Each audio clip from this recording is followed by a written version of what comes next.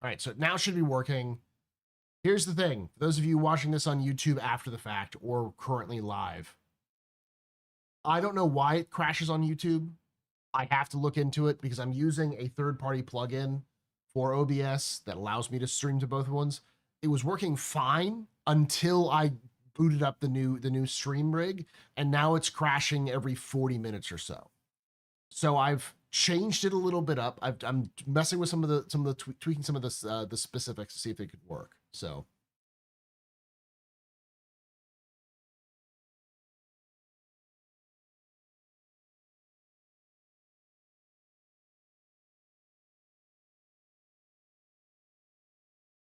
I don't know if this is the stream PC. I think it's the one thing that I did do was I set it up so that the encoder was using AV1. And I think whatever I did when I set it up the encoder to use AV1, it may be losing its mind as a result, and I can't quite get it to work. So my hope is that by just syncing it up with what OBS already has, it doesn't get funky. But if those of you on YouTube, let me know if it crashes or not, because I think it lasted for about 40 minutes and then crashed out. I may need to update the plugin as well to see if that's any different. See if how long that was. It's 42 minutes. The other one was an hour and 2 minutes. So it's not like a consistent one.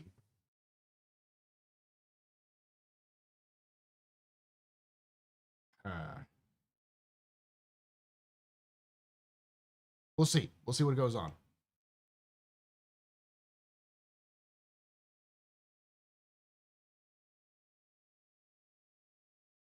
But it should be working on YouTube now. The goal of it is to go and source your own materials, bring them back to the location and submit them for your reward. Microtech thanks you for all your hard work you've done recently. Keep your eyes peeled for a special something heading your way.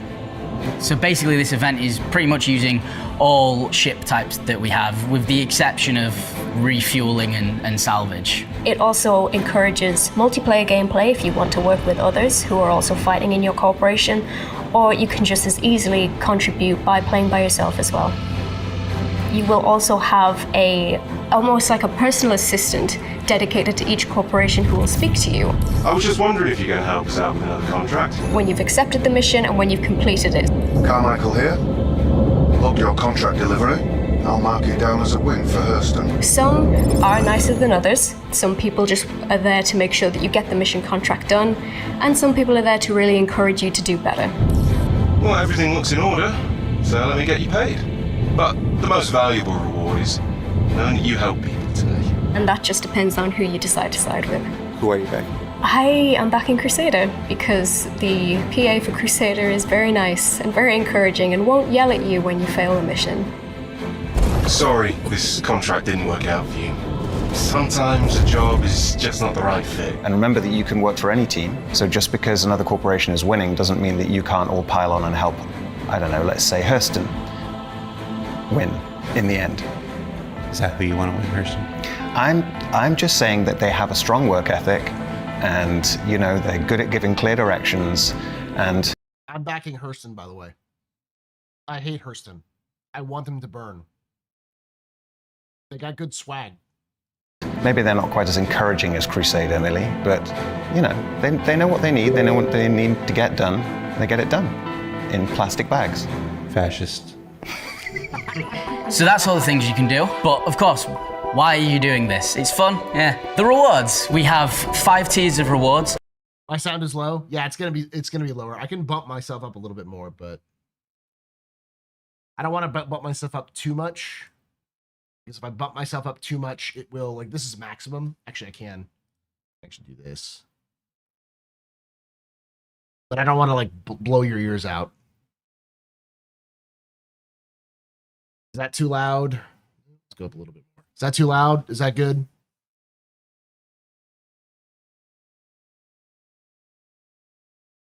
That's great. Okay. and then ending rewards for after the event. There will be post-event rewards. All of the rewards that I go over will be themed after the corporation that you choose to align with. Tier 1 is jumpsuit and multi-tool. Tier 2 will be a armor set and a vault weapon. After that, we start going into your favorite ship skins. Tier 3 will be 3 ship skins and a vault weapon. Tier 4 will be 3 ship skins and a vault weapon. And Tier 5 will be 3 ship skins and a vault weapon. Why so many vault weapons? We just don't know what to do with them. They're just piling up. For now, I'm just gonna spread them about. Lightning is cool. Huh? Lightning is cool. Lightning is very cool, except when it hits you. That shotgun is... Zach really fucked up the balancing for that. Views and opinions of LA Maltby do not represent.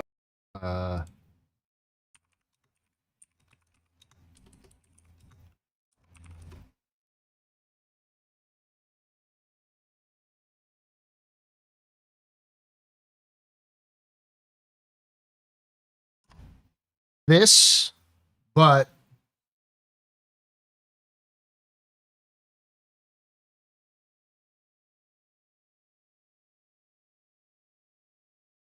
I have it here. I know I have it here somewhere.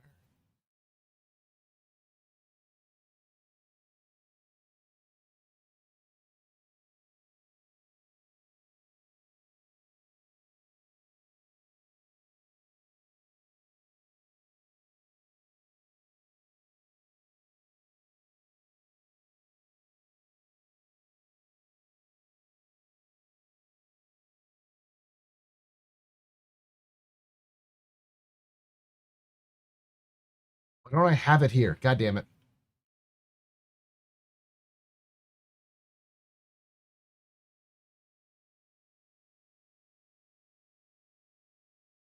I can't find mine. But pictures of the Hurstons, specifically Old Man Hurston. And of course our boy Constantine.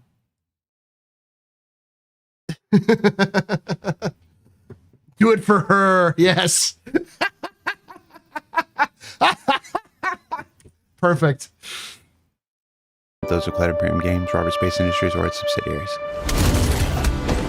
How do we track this? You're gonna love to hear it. We've got a journal entry for you, but we've changed it before everyone starts going to the comments.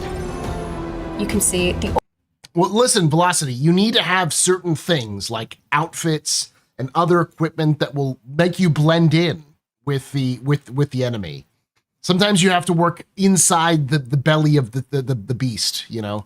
You have to work in the entrails of the monster, Velocity. Also, I'm also working for ArcCorp. Those are the 2 ones I'm doing it. overall global corporation's progress across all servers, and you will also have a separate bar to see how much you've progressed or how much contribution you've made to the corporation. Sounds like this is just play the game and we'll watch and give you rewards. It literally is gonna be play the game, and we'll watch you and we'll give you a few rewards, and I'll be playing alongside you. Go Microtech. This patch has been a really interesting patch for economy because the balance is something we've been wanting to try for a while, the balance between all of the different gameplay loops at the same time, which is great for the players, challenging for us. But hopefully it works, and hopefully you guys really enjoy it and you see that your contribution feels meaningful. Why'd you pull the commodities out of the shop? Okay, so in previous patches when we have tried to do commodity gathering, we might have overlooked the possibility that people would spend most of their gameplay time standing in queues, trying to buy what meager scraps there were from shops. So we made it a lot easier for you this time. It's not available in shops anywhere. Big move.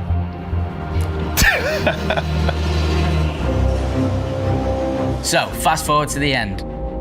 The Stanton Pyro jump point is going to be renamed to do with the winning corporation. We don't know the exact name yet, but it's going to be named to be sort of a hint to them. The landing zone, the low orbit station, and the jump point, which now will belong to the corporation that won, All 3 of those will get a permanent 5% shop discount across all of their goods. So it will likely maybe be cheaper to buy stuff in those areas. Yes, it is really everything in the landing zone. Nothing is exempt. And last of all, the winning corporation and those of you that hit tier 5 will get a elite armor. It will be a matte black version of the armor you got for tier 2 with a sort of highlight to emphasize the corporation that you was with. We've made all 4 of these. I'm giving 1 out. The other 3 won't see the light of day.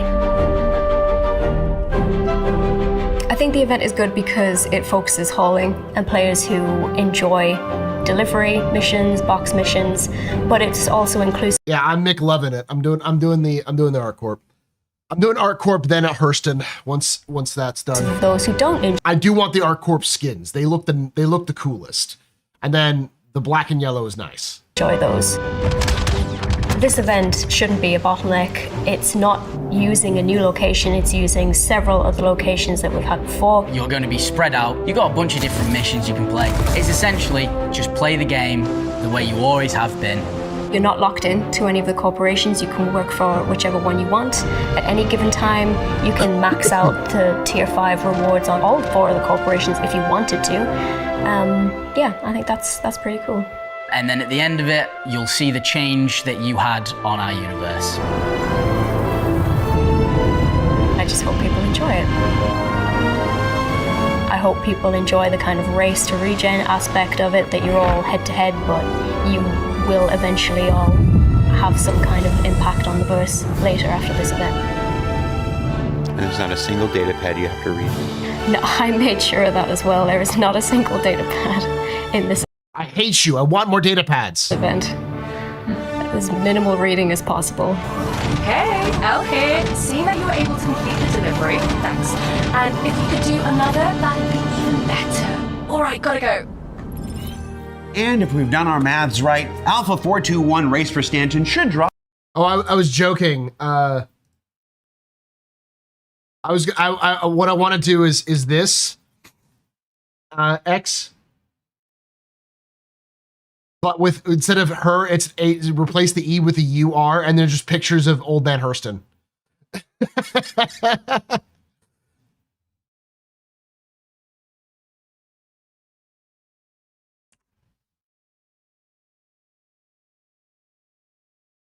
Drop later today with a complete Resource Rush global event, as well as your chance to earn over 60 different rewards and a permanent discount to the landing zone of your choice. It also includes the new RSI Meteor, a host of bug fixes, and the chance to rename the jump point from Stanton to Pyro. I'm hoping for jumping with Pointy Face personally. For Inside Star Citizen, I'm Jared Huckabee. Listen, the only reason why I would push hard for Hurston is if all right.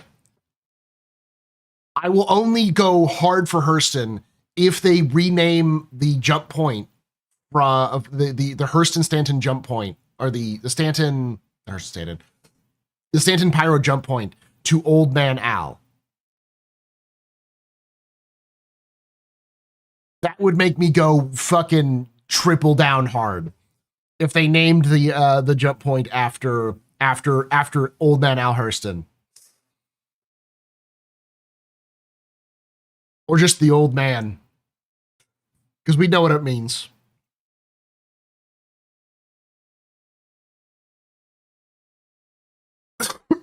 Yep, they're doing a hot fix for it right now.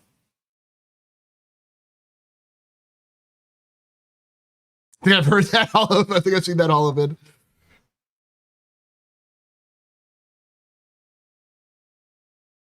Host of bug fixes and the chance to rename the jump point from Stanton to Pyro. I'm hoping for jumping with Pointy Face personally. For Inside Star Citizen, I'm Jared Huckabee. Thanks for letting us share the people and process of game development with you, and we'll see you in the verse hauling a whole lot of rocks this. Doesn't it mean if Hurston wins, new deal ships will get discounted? Yes, they will. They'll get discounted by 5 or 10%. That also means that if Crusader wins, all the Crusader ships are discounted by 5 or 10%. And if Art Corp wins, then they get ships discounted by 5 to 10% as well. This month. Did he say something? And the chance to rename the jump point from Stanton to Pyro. I'm hoping for jumping with Pointy Face, personally. For Inside Star Citizen, I'm Jared Huckabee. Thanks for letting us share the people and process of game development with you, and we'll see you in the verse hauling a whole lot of rocks this month.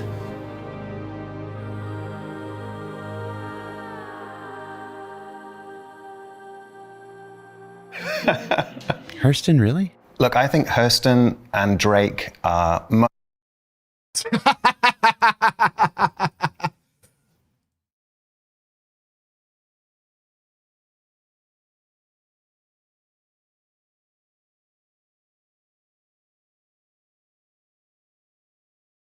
Someone said he mentioned something else. I don't remember which one. He said mentioned Odin. I didn't hear any Odin mentions.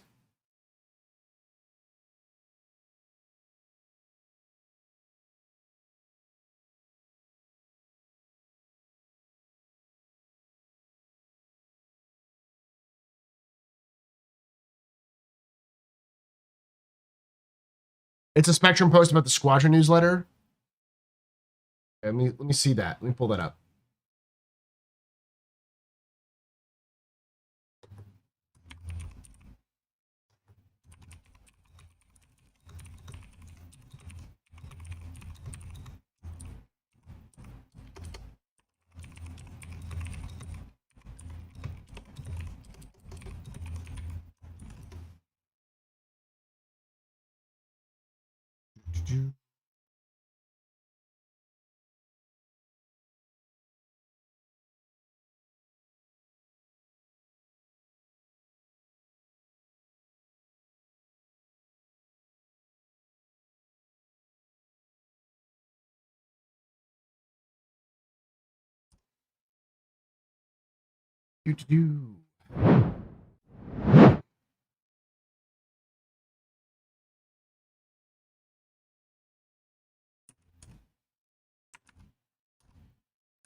So they're skipping a little bit because it was like January, March. So they skipped June, but they did it. They're supposed to do it every 2 months. So it should have been July, but then they skipped it again to August. Okay.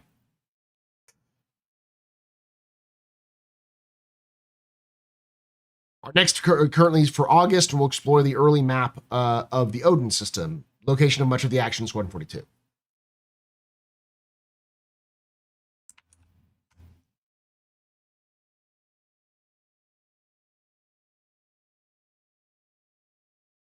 Okay. I haven't tried the Meteor, no. I don't even know if I have one. I might.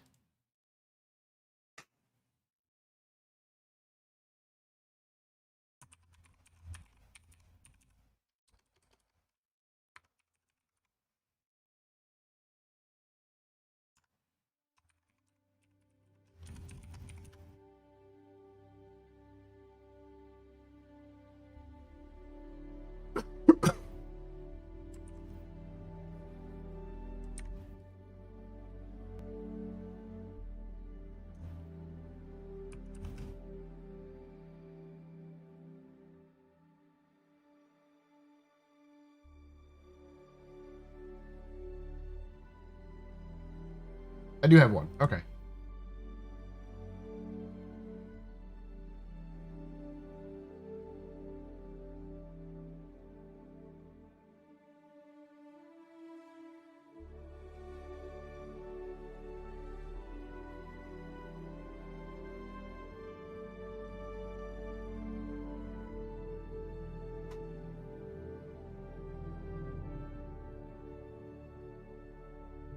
Ah, neat.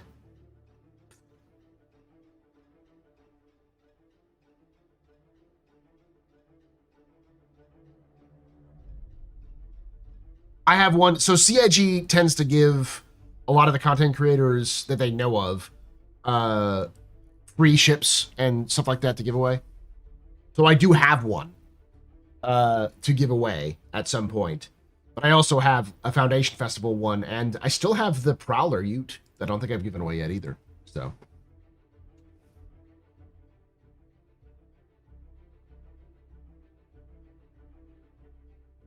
For the record, sorry for coming in here and having a personal bitch session. Shouldn't have done that.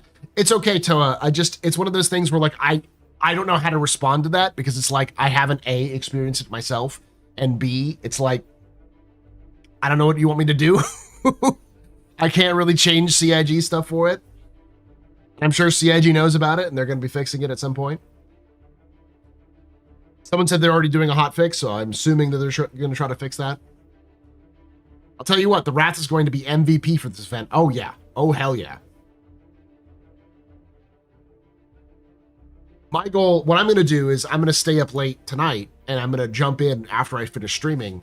I'm going to jump in when everyone's asleep and try to do the intro mission and hope it works. And if that works, then I can at least get the intro mission done.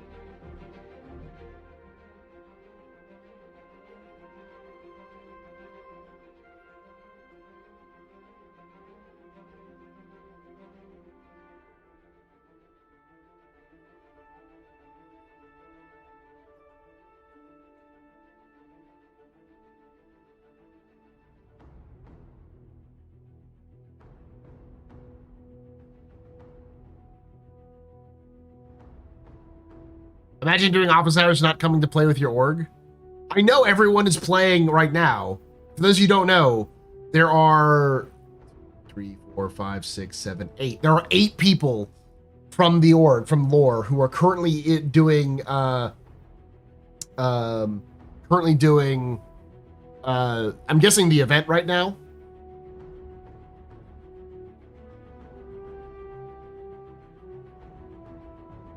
Yeah, the infrastructure needs to be updated. They need to have more, they need to increase the number of hangars that stations have. The stations need to be their main hubs. And also, I think there's an issue where the game tries to sort everyone into one hangar. So if you have a small ship, it sorts you into a small hangar. Into the same small hangar.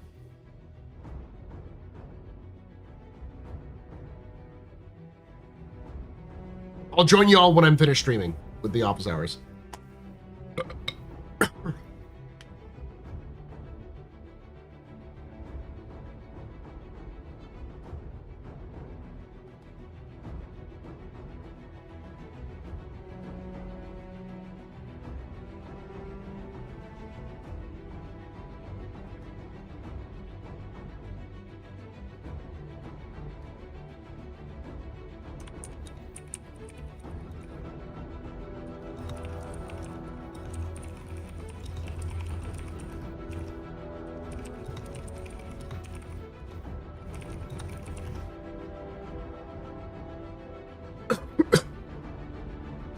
I thought it was kind of crazy they brought out the Meteor instead of a new hauler. Mostly because it's probably done. The thing about it is that CIG tries to plan things out, but they don't always have everything lined up perfectly.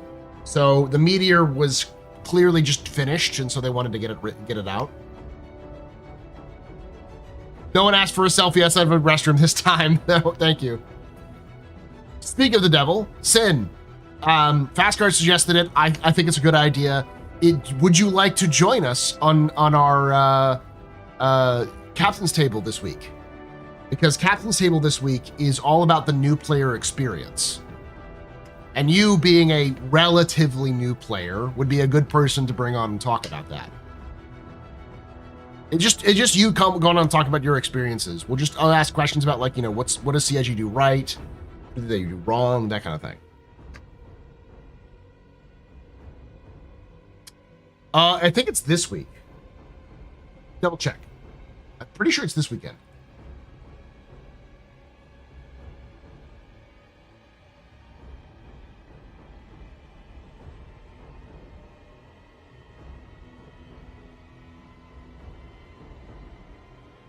Oh, it's next weekend. It's next weekend, not this weekend.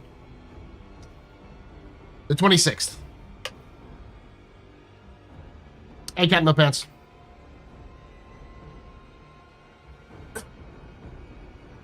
I just now found out you had to hard restart. I didn't have to. The stream just hard restarted itself.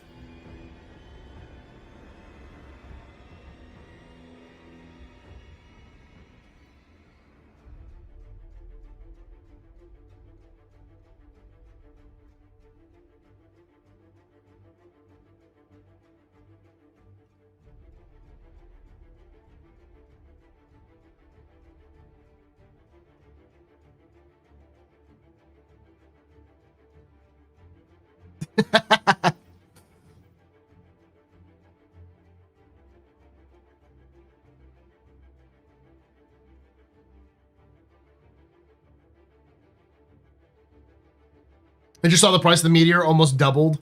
The mantis is unreasonable and uncalled for. I know that they've been getting bad lately, but this is extreme. Then don't buy it. Like, I saw $240 was like, nope.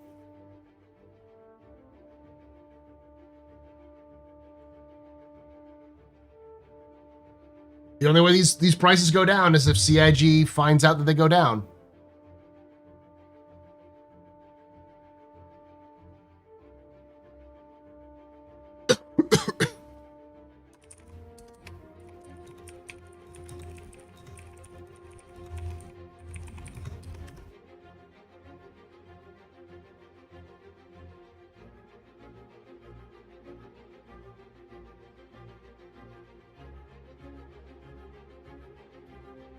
Over $200 for a ship that will be nerfed in a couple months is dumb. It's already made out of tissue paper. I don't know how much they can nerf it. Maybe its damage will be nerfed a little bit, but...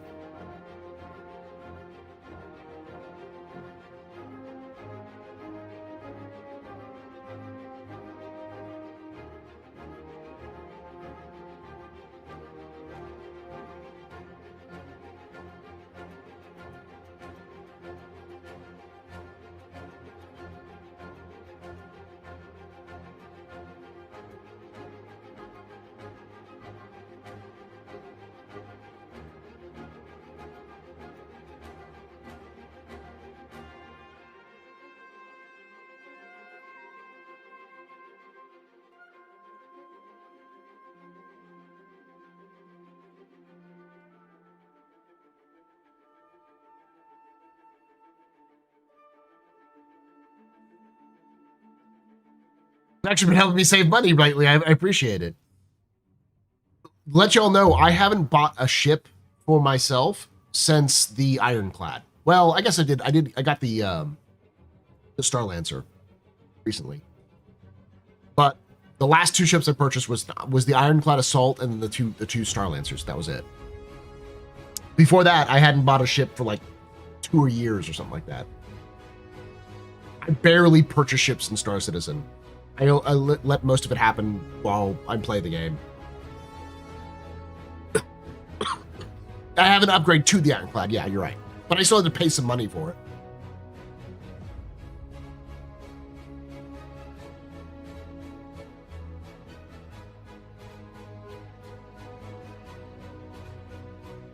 In general, it just doesn't make a lot of sense to purchase ships.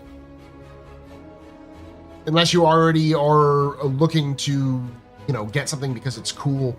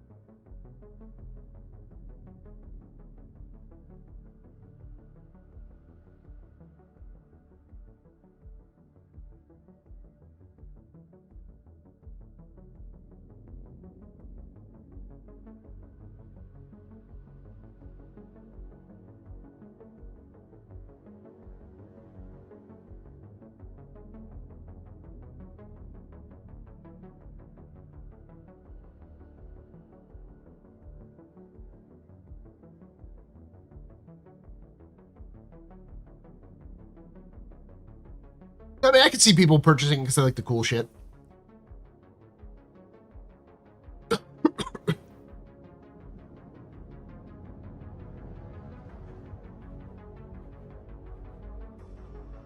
So how long will 321 mission last? Until the end of the patch.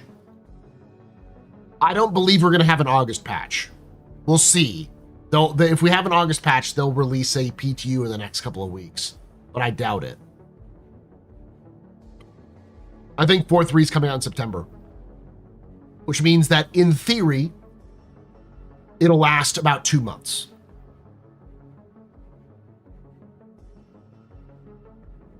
I'll also say this because we're coming up on the point where the YouTube failed before. YouTube, let me know if it fails, and then I'll try to figure something out. X, since you're here, I'll let you know this. The YouTube, the plugin that the multiple output plugin that you use that you put me onto, it's now failing every hour or so. It like crashes out about an hour or so. I don't know why.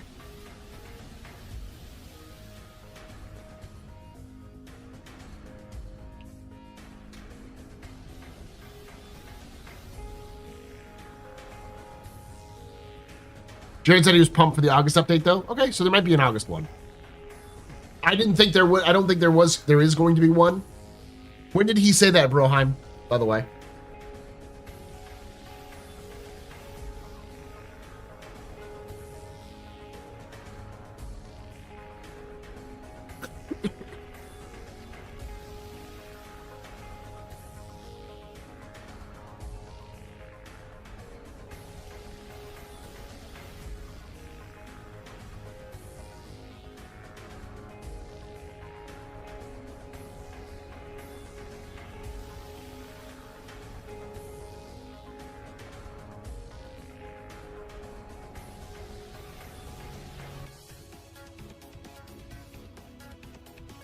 Because I think it's either August or September will be skipped.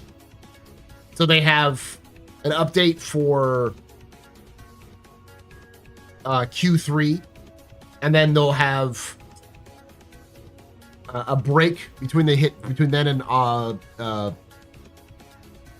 I'm getting over this crud, but it's just destroying my nose.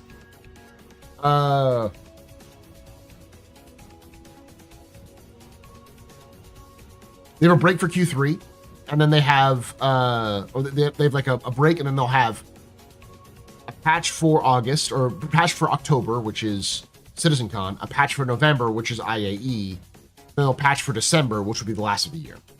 So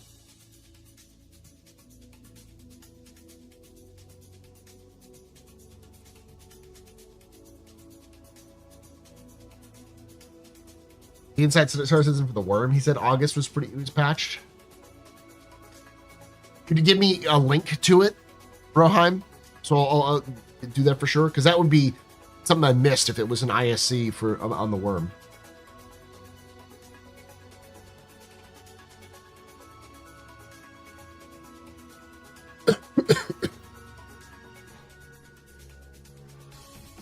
You killed an F7A who was griefing the starter outpost in your Pisces? Damn.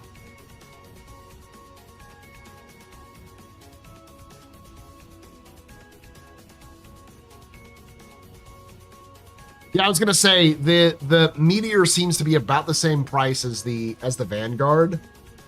So like 240 is way too pricey for me, but it's also, if I remember correctly, it seems to be around the same price as a Vanguard. But it's not a heavy fighter.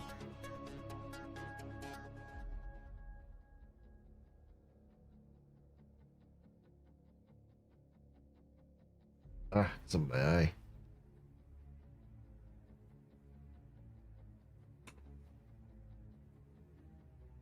What are the Scorpius from the same manufacturer? What's the cost of the Scorpius?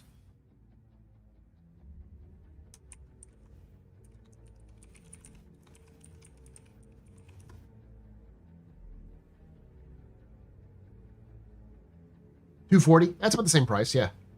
So it's $20 cheaper. in a war bond. Size 5s, though.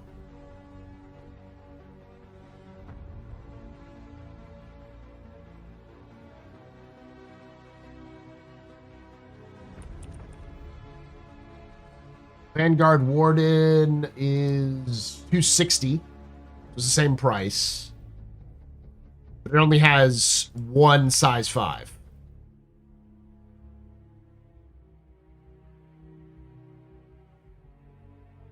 Whereas the Meteor is 240 to 260.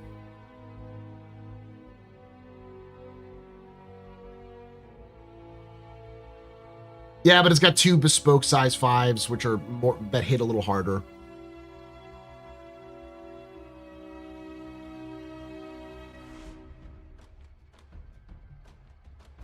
Probably faster than the Connie, but not quite as versatile as the Connie.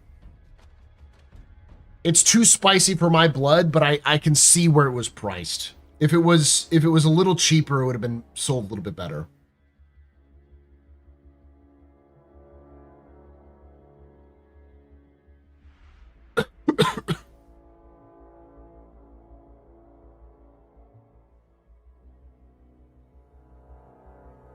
Yeah, Vanguard has heavier components. It's designed to be a little bit tankier, but it has less firepower.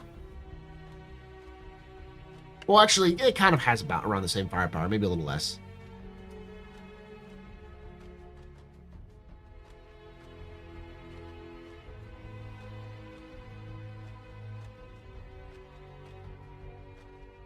It's not a heavy fighter; it's a medium fighter. But it's a medium fighter that it's an interceptor, so it's a lot easier to take out.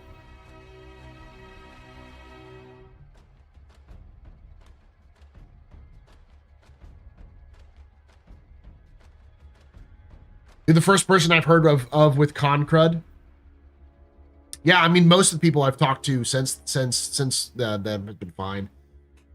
It's probably my own damn fault, Fastcart, because I probably didn't get it at the con. I probably got it on the flight home because I didn't sleep. Remember, I had a red eye on the way home, so I left at midnight on Saturday, 1 a.m. Sunday, and got home at 9 a.m. But I basically didn't sleep for 2 days, so my own damn fault.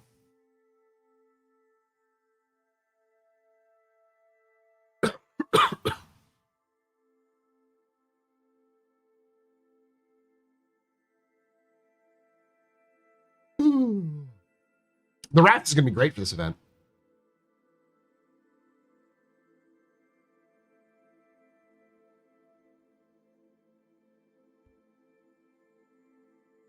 Or you caught it after you blacked out at the after party. Oh, I literally, we finished up. I helped clean up a little bit, and then I went back to my hotel, tried to sleep, couldn't, and then packed up and left. I wish I could have gone to the Vegas event, but had a family thing. We hope that we're going to be able to do this as a yearly thing. We found out that the biggest problem we had was that people didn't know we existed until too late. So people couldn't plan for it. So we're hoping to do it around the same weekend next year as well, and hopefully get more people. Because we just had just kind of missed the number of people we needed. We were just under the number of people we needed to make it like a really successful event.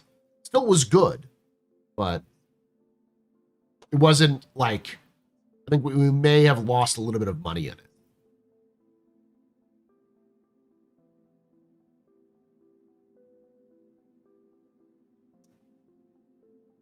Yeah, we are still accepting donations if you want to help out.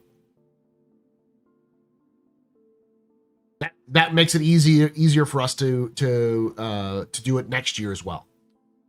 Because one of the stupid things is that the ticket systems we use, we don't get the money from the tickets sold until after the event is over.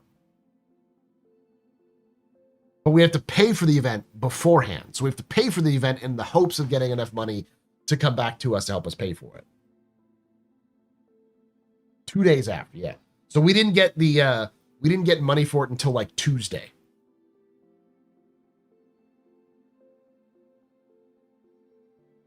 So are you flying Loken, Algren, and myself in? Man, that would be fucking awesome, X. No joke. If I could get you, Al, Loken, and Space Tomato to come in to do an Info Runners live on the stage at Quantum Vegas, that'd be fucking awesome.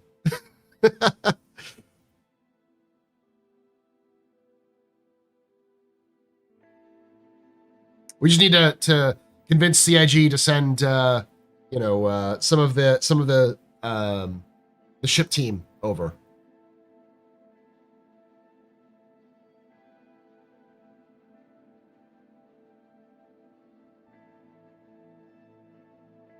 We can also get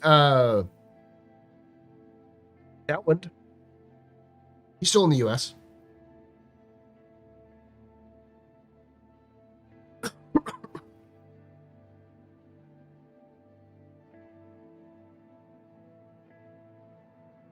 Just get some of the North American team. Some folks from my hope is that I'm just looking at my Vanguard now and being a bit sad.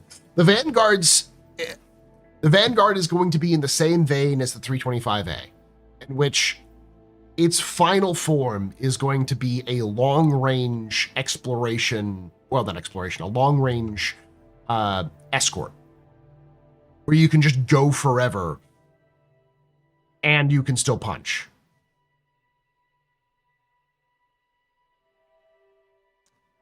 See, Daddy, I'd love to have you come on. Honestly, I'm the kind of person who would like, let's bring you and Proxys over to talk about platform, about like what it's like to set up for platform, what the background is like, how what are the decisions that need to be made, how long does it take for you to make stuff.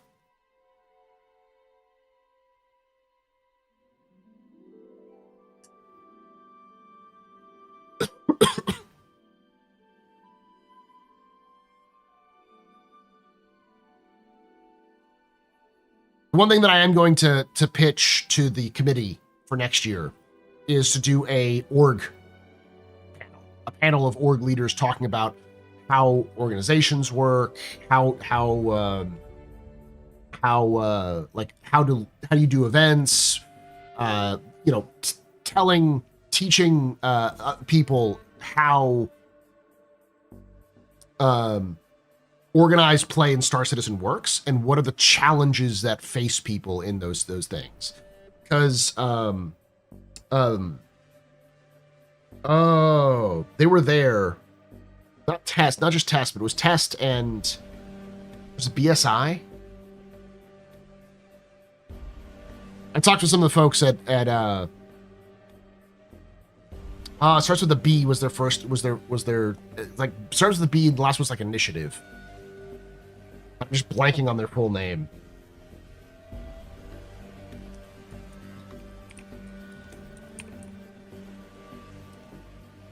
Black Star Initiative, yeah. It was Black Star Initiative. Some folks from Black Star were there. And I was like, they were like, well, Test was here, but they sponsored the event. It's like, yeah, because a lot of folks who were part of the committee are from Test. Y'all have the option to sponsor us as well. And they're like, oh, we might actually do that. I'm like, yeah, it'd be good to have people from Test and Black Star, and I'll browbeat Ghost or Tree or Dell. Like, come be Lore's liaison. And I'm sure, I mean, we already have people from Garden Interstellar who could come there too. So just talk about like the challenges of org events and like how to do things together and stuff like that. Because I think that would be a fascinating discussion. Because a lot of people don't know, especially a lot of solo players don't know like how much work it takes to get to herd cats to do events.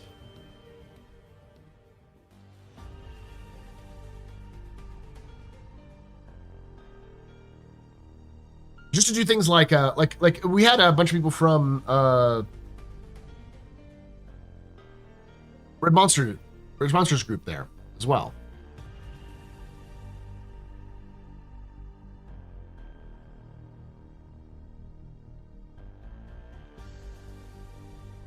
So having a couple of org leaders there talk about what it's like to run events is a good one.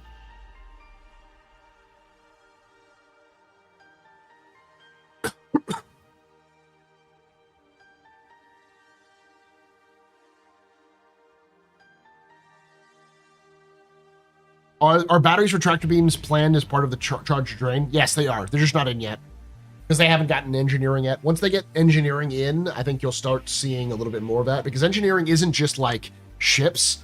It's ships, it's suits, it's vehicles, it's bases, it's like space stations. It's all of the above. It's everything in the game that has some sort of mechanical aspect is going to be affected by engineering, which is one of the reasons why we don't see engineering in soon, because it's so much of it. Yeah, Solar Motto is there.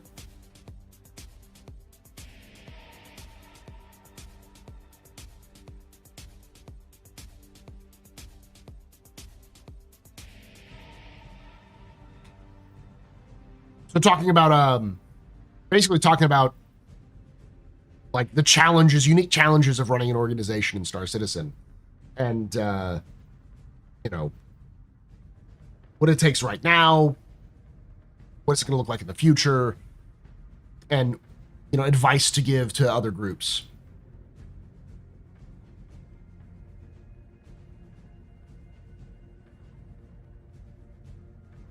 And also, why run an organization in Star Citizen?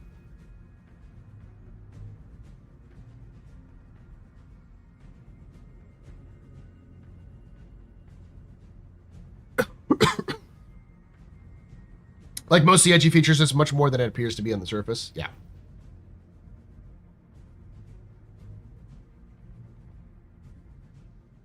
Okay, so it's around this time that the YouTube died last time. So hopefully it survives a little bit longer.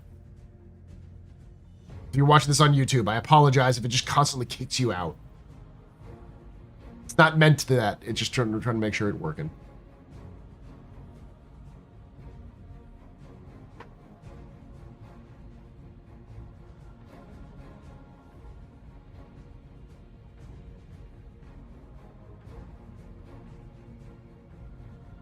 I'm trying to get jerseys made next year because Black Star looks cool. Yeah.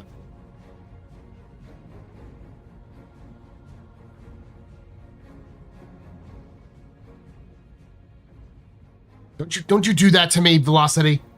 I can see right now that I'm not crashed yet. Don't you do that shit to me.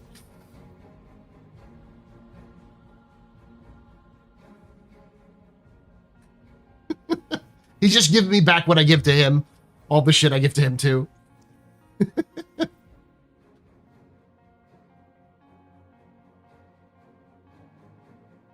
gods of Alphabet demand a sacrifice. It's probably the plugin, honestly. I just hadn't set the plugin properly.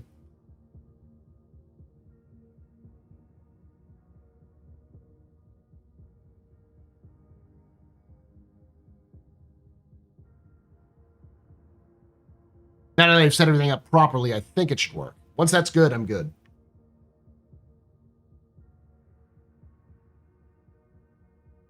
Now I just gotta hope for YouTube or for Twitch to actually set up so that we can use AV1 encoding.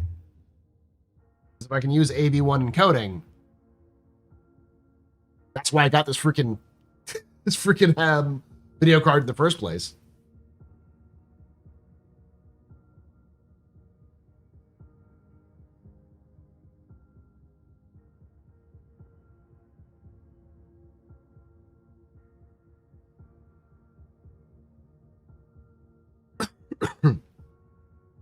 I work in production, so basically my whole job, I don't wish it on anyone.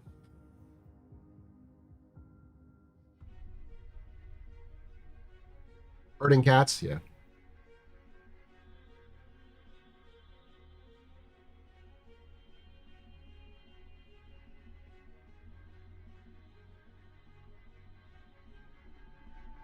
So as of today, everything is completely set up on my end. So, like, literally, let's see.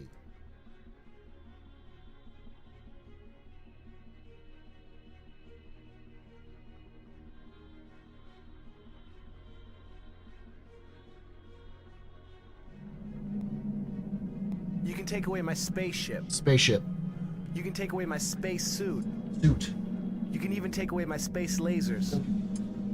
But you can never, ever take away my space game.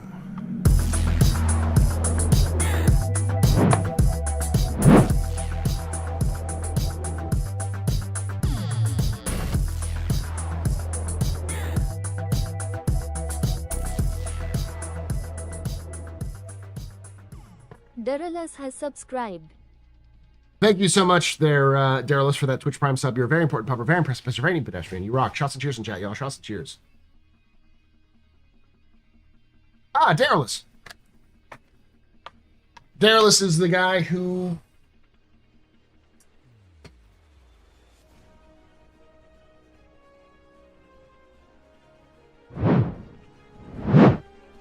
Wife made this.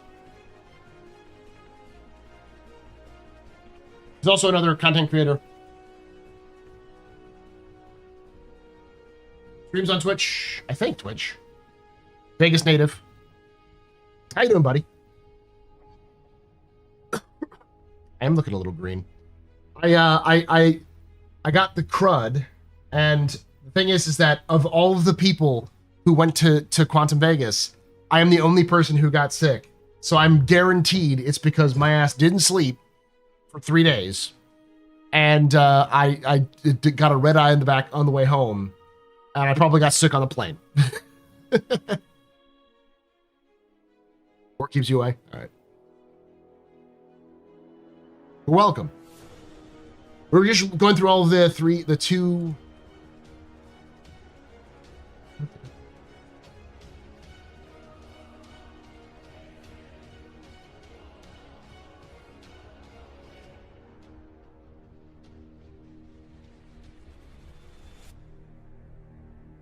Let me do this real quick.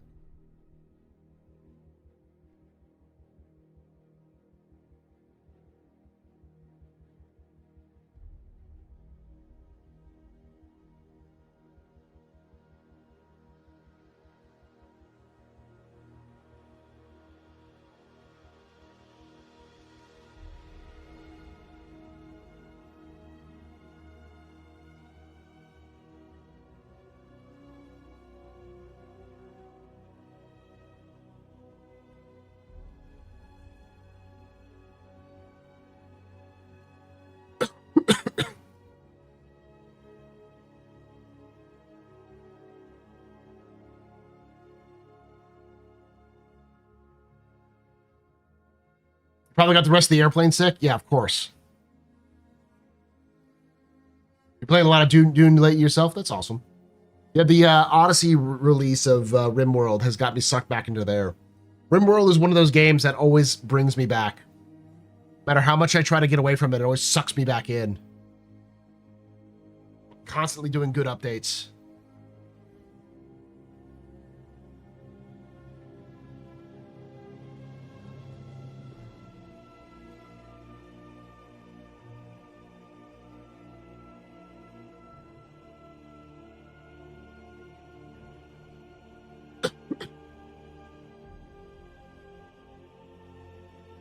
Oh, and the sickness is the Vegas parting gift. It's the only thing that doesn't stay in Vegas.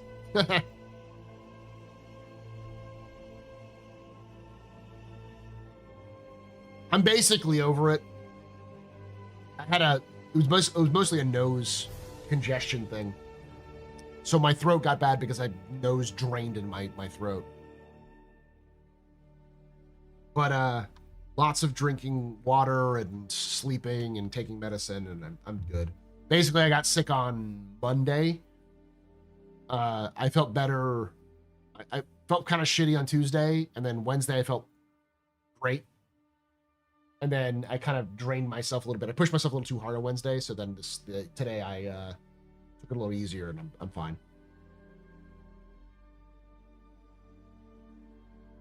Yeah. Yeah, pretty much.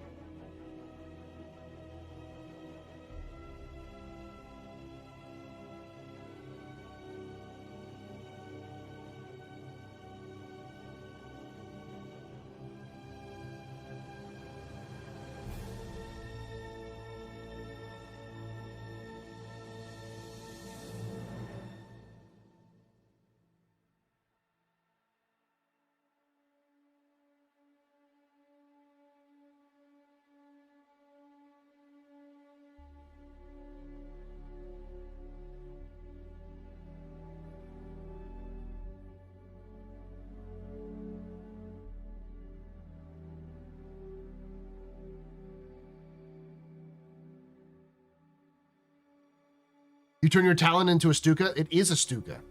That's historically it is a Stuka.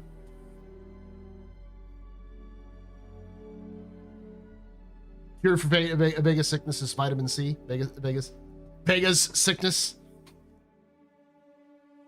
It's funny because there is a system in Star Citizen called Vegas. Vega. So you say Vegas sickness. I was just like, Vegas sickness. I've got lots of. I've been drinking lots of lemonade too. All right, but now it has bomb racks. You can put bomb racks on the Talon. Didn't know that.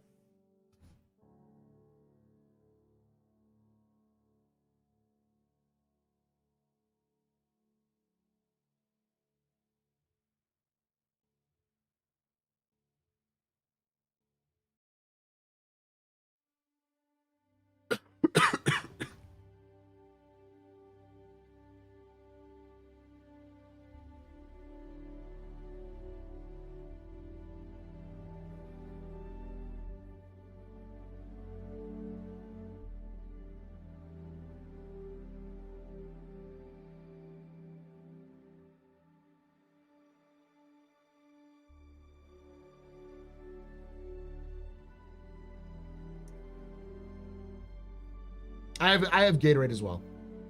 It is what plants crave. Rocket Strike. MUH Rocket Strike. Yes, Escape. We also want the Rocket Strike. There's a Spectrum post about a guy who spent all 4.2 in a Polaris and a Talon, and I was inspired. Eh. By the way, for those of you who don't know, I am definitely pushing Gladiator this year for Best in Show. I'm going to play this one more time. It's going to get me hit, but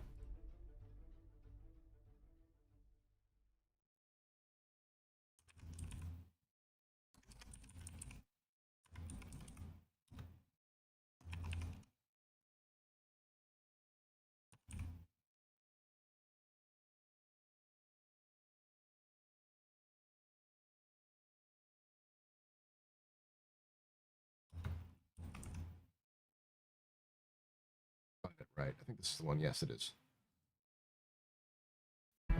I need to get together with some machinima creators and hopefully like-minded machinima creators to help create a hype song, a hype trailer for the Gladiator.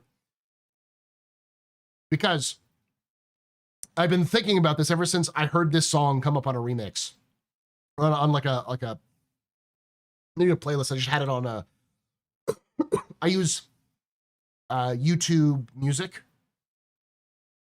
which just allows you to basically pull songs from YouTube and also pulls other songs. It kind of sets up its own playlist. You sort of go with it. So this ended up on one of my like exercise playlists. Let me see if I can find a good point for it. But ever since it did, I've like, this would make a baller ass trailer music for a for the Gladiator.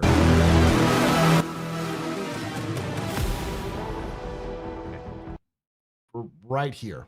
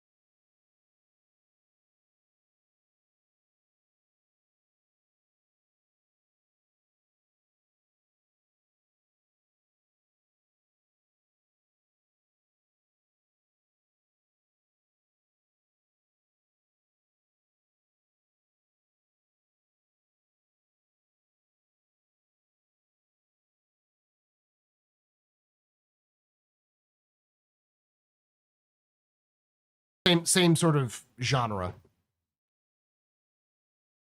Yeah, with the right background images, you know. You start off with a slow walk up to imitating the Squadron 42, the first Squadron 42 trailer. Pilot slow walking up to a Gladiator inside of an Idris. The takeoff of on an Idris and a Gladiator doing an attack run on like a Polaris or something.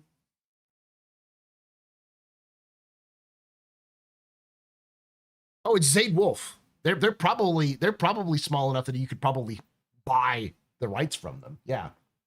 I know Zaid Wolf is smaller, yeah.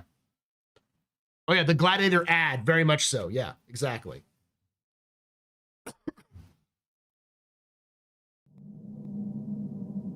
You can take away my spaceship. You can Gladiator's take away my 140 space mag suit. dump is about as long as that song. You can even take away my space lasers. But you can never, ever take away my space game.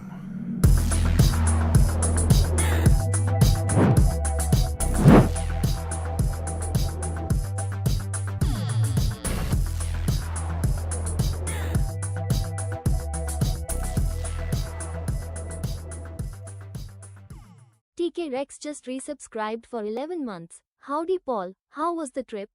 Hey, TK Rex, thank you so much for that 30 or 11 months of support. You're very important, Papa, very impressive, very pedestrian. Shots and cheers in chat, y'all. Shots and cheers. Hey, Zyla, how you doing, buddy? We're just talking about our plotting our plans for the Gladiator. I'll play the song because now Zylo's here. You got to hear this.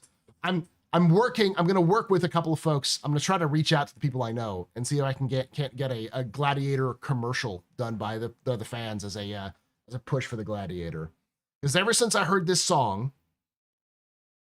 I'm going to mute this real quick so you can't hear it, but I'll make sure it's good. Ever since I heard this song, just kind of randomly, I was like, this would make a baller ass Gladiator commercial song.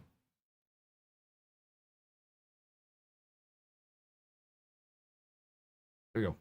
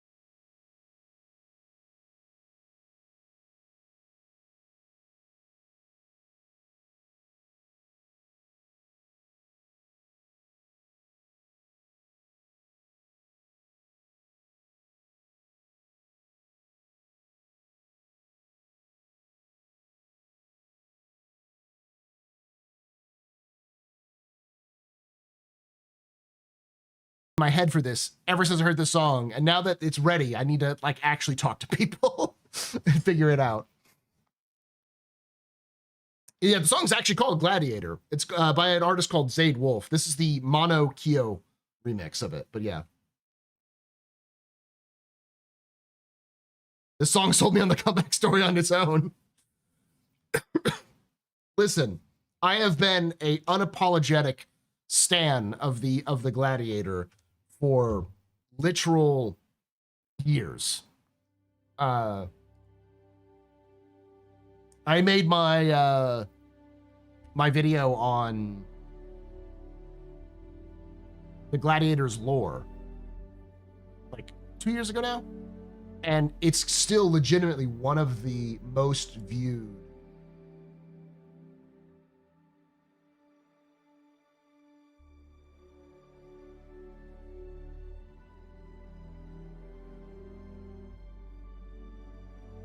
find it.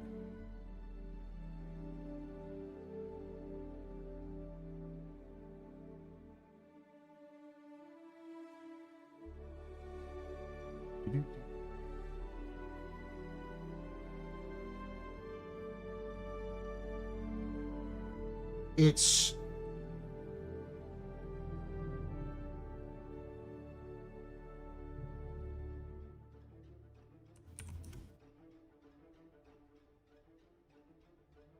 got 27,000 views. It's just to say it's a that video alone.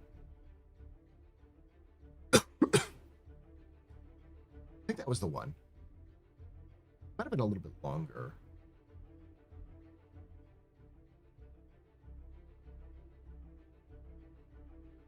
That's the one.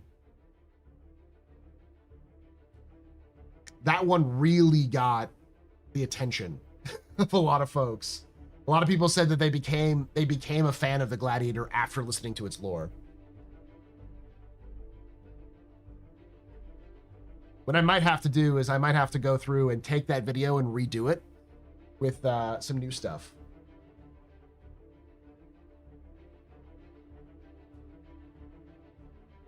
With like my new style for it, which is more of a to pull in all of the context in terms of like when it was built, why it was built, all that sort of thing.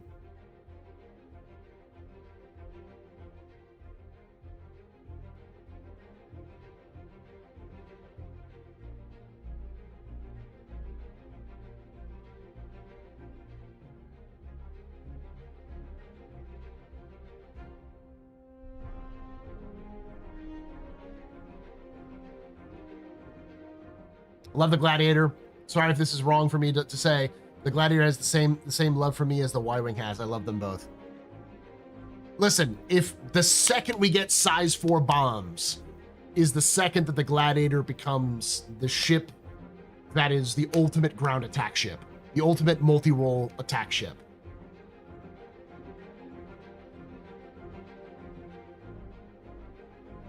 Well, I know the reason why there's so much lore for the Gladiator, because it clearly was originally supposed to be a squadron ship. Like it was an early ship in development. It's clearly a squadron ship that sort of got pushed to the side as Squadron evolved. So it was released, but it never got updated like the Hornet did, or like the Gladius did, or the Retaliator, or any of the ships that are being scheduled for, like the Idris, that are being scheduled for Squadron. It just never got that update. Like we never seen the F8C, or not the F8C, what is it called? It's called the designation for it.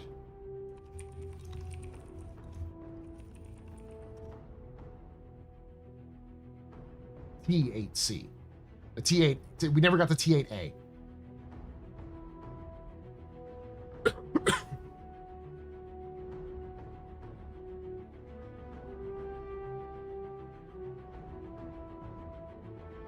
Like this was the last thing we saw of the T8A, which was the version of the Gladiator that was supposed to come with Squadron. The East logos and everything like that. That was a long time ago.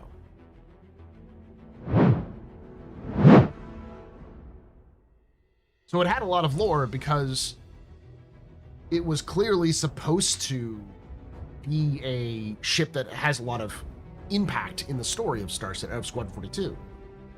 And as Squadron 42 evolved, it got pushed to the side or pushed out. So we just never got as much of it. So it's got a shit ton of lore for a ship that, like, most people don't even know exists. When you say Gladiator, everyone goes, Gladius? It's like, no, Gladiator. It's the bomber. It's the only bomber that can fit on a Idris, by the way.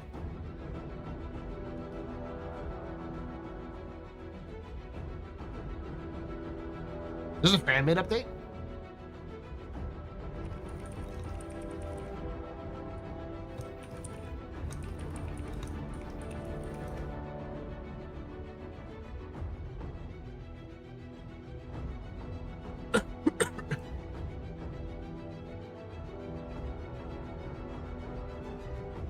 see any updates.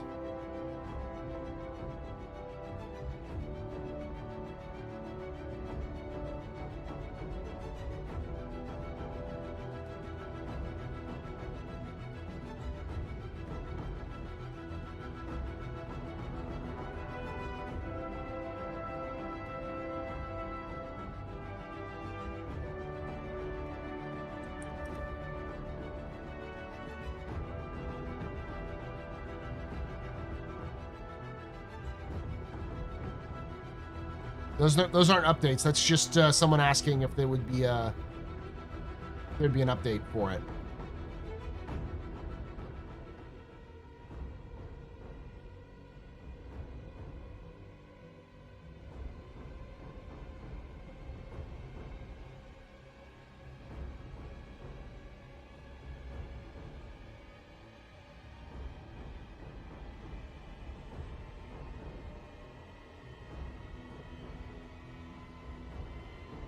No, that's not fan made. That's literally the design.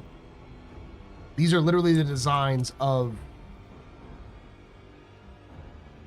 Like, this is literally the original design. This was the original design of the Gladiator. You see this style? This is if you read the old jump points, this is what they used. They used to write on the concept. So this was the original concept for the Gladiator. This is what it became. This is sort of the new update right here. This was the original version. The original version looked cool as shit.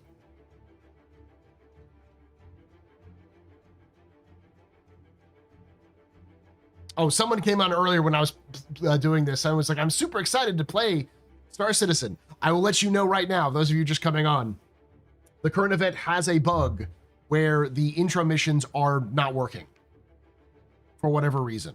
I think CIG is working on a hotfix to fix that, but it is still is an issue where you may not be able to get in right away.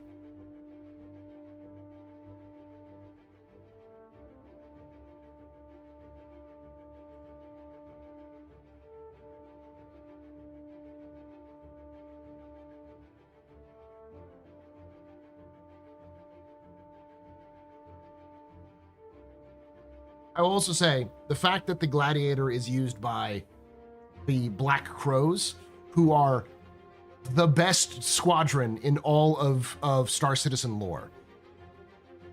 Squadron 42 gets all of the acclaim. They get all of the good boy points, but the Black Crows are the ones who are actually doing shit.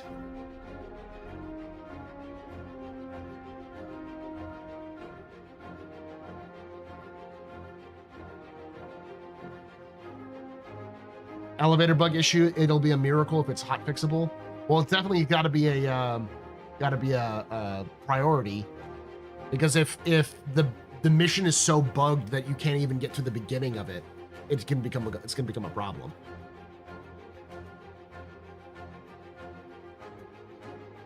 The raft, fishy. The raft is gonna be the king of this. The Black Crows. So to give you the concept of the Black Crows is, why is there a big desync between Twitch and YouTube? Because YouTube has a slight delay to it, because YouTube after the fact has the ability to add subtitles. So people who like watch my live streams after the fact and then just kind of pull up the VODs, they should be able to see the subtitles. So there's at least a little bit shorter.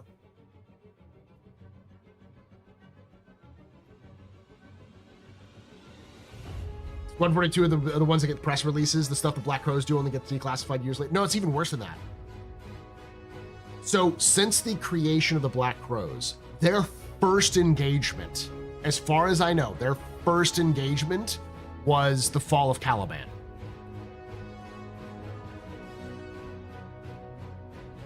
Like, that they were created and then thrown at the Vanduul. And every battle that the Black Crows fought in, they won their section of the battle. but the Navy failed them. So they have never won a battle ever, but every single battle they fought in, they won. So like their squadron did what they were supposed to do and did everything perfectly and defeated the Vanduul, but their carrier got attacked or their carrier group got attacked. Other people did. So like they have been consistently, routinely in losing battles, but winning the skirmishes that they're part of. The fall of Virgil. They're a key point of the fall of Virgil. When Virgil fell, it was the Black Crows who consistently went in to rescue more civilians. They, after they were told to pull out, they said fuck that and continued to go in to escort transports who would come in to pull more civilians out. They were there. Many of them died during the fall of Virgil.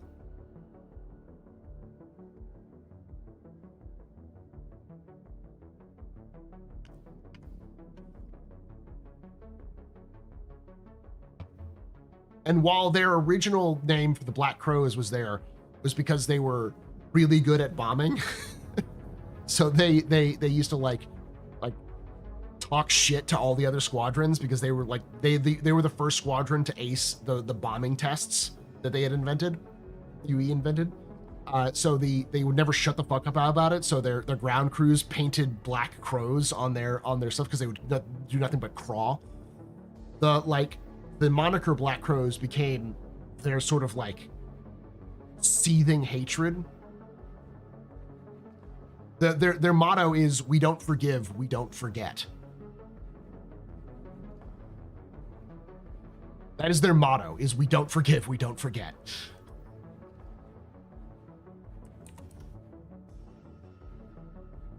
I like this.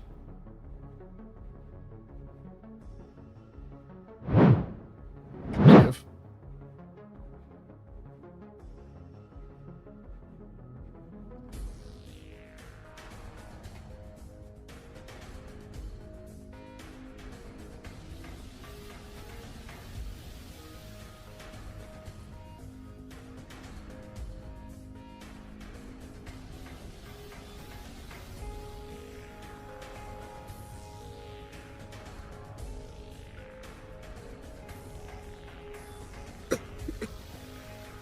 I love this, but I know CIG wouldn't be able to do this, but I love this.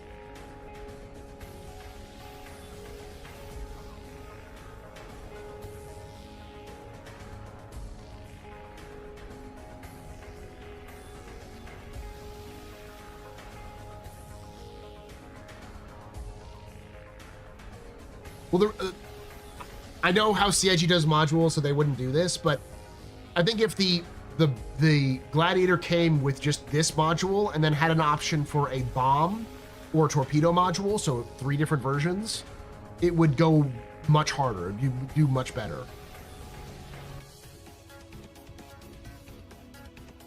So like you have a civilian version, which is just a drop down cargo bay. And then you have the option to purchase like 4 size 4 bombs or 2 size 5s, not size 9s, but 2 size 5s. Yeah, 4 size 3s, I think, or 2 size 5s, or a module cargo bay, like a small cargo bay that fits like 8 or 10 SCU. But you'd purchase them, right, as swap outs of modules. I like the idea, though. How old is this? 2 years ago. Nice.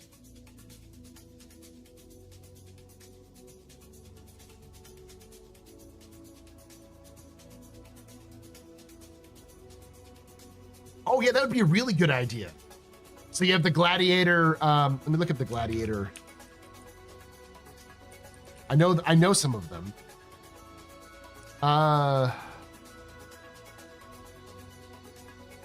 Most famous one.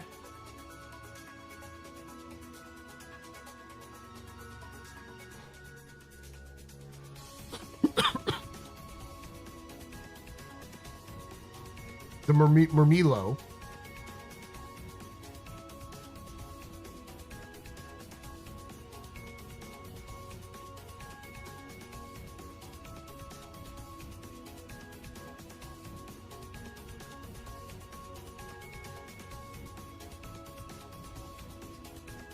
Yeah, name them after the different types.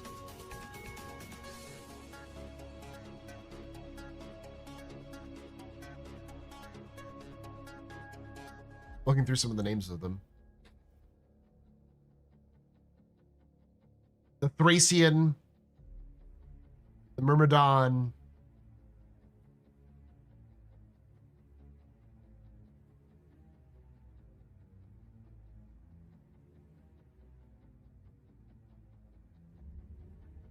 Sectulo.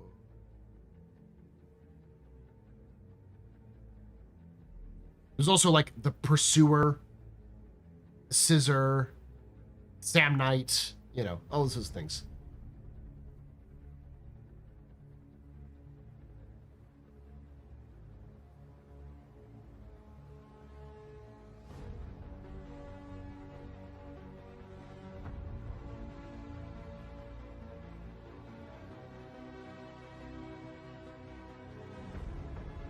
I think the Mormilio would you do the traditional torpedo bomber.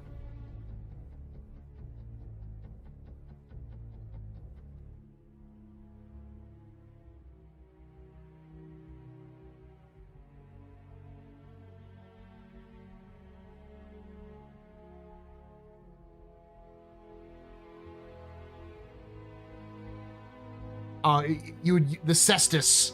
You'd call the Cestus would be the bomber because that's the fist fighter. That's the literally the boxer. They wear like armored gloves and just beat the shit out of each other.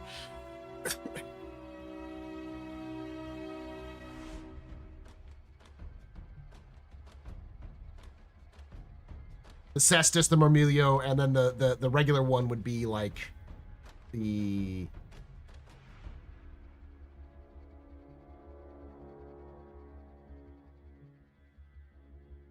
gosh, I'm trying to think. Maybe the Gallus.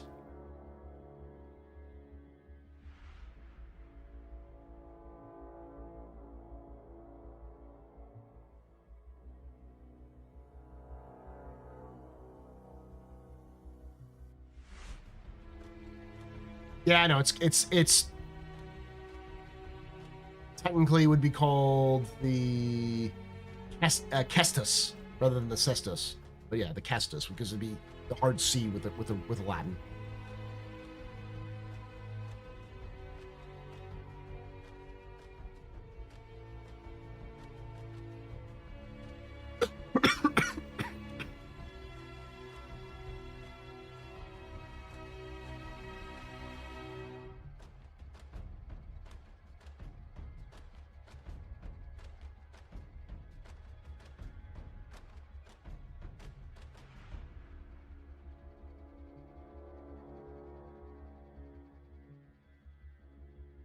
All right, I'm gonna get some more water and we'll come back. But yes, I like this idea. So far, the YouTube stuff is still going on. Keep an eye out. Please let me know. Scream loudly in chat. You still have your sound alerts for this one. It's not for the other one yet, but check it out. See if it works. If you're watching this after the fact, mute all until I come back. Chat, go crazy. Test it out.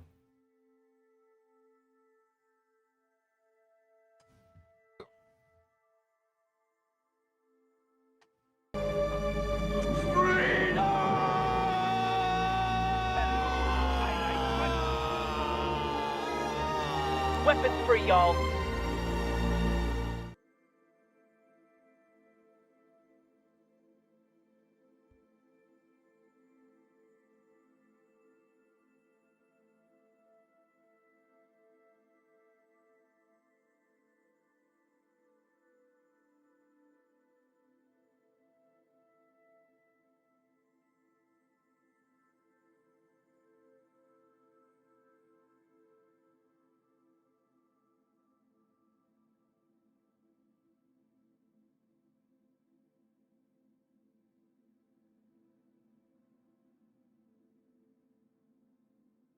Barcelona!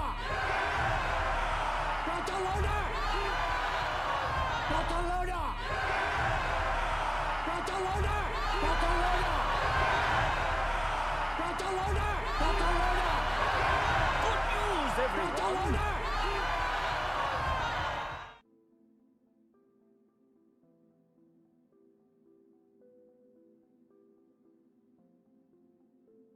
Mission complete.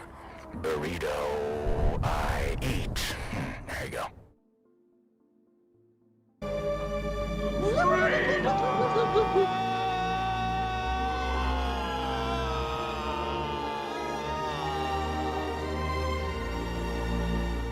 Everybody and his dog calls himself an outlaw.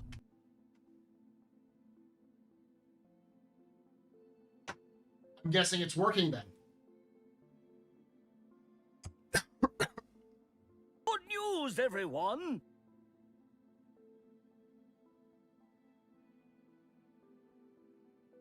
Drugs. I'm also turning it off now.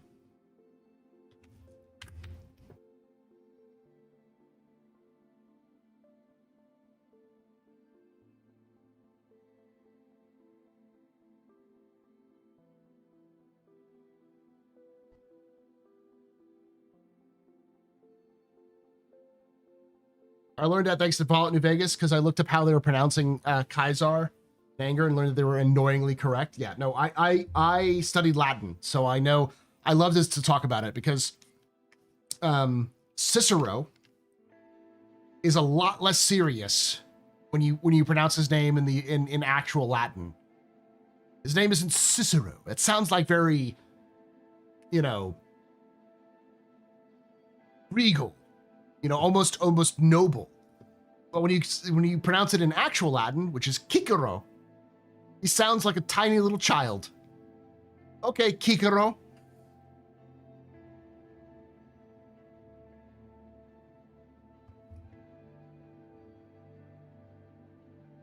He sounds like a petulant little boy. How do you think CIG is going to go about changing Raylan's cargo pods? The Sulians are different than most of the other ships, but not quite like the Raylan.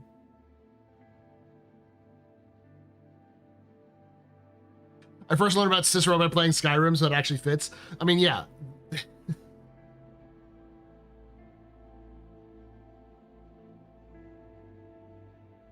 Considering how the Roman upper class acted, fitting. Yeah, they're all a bunch of petulant children.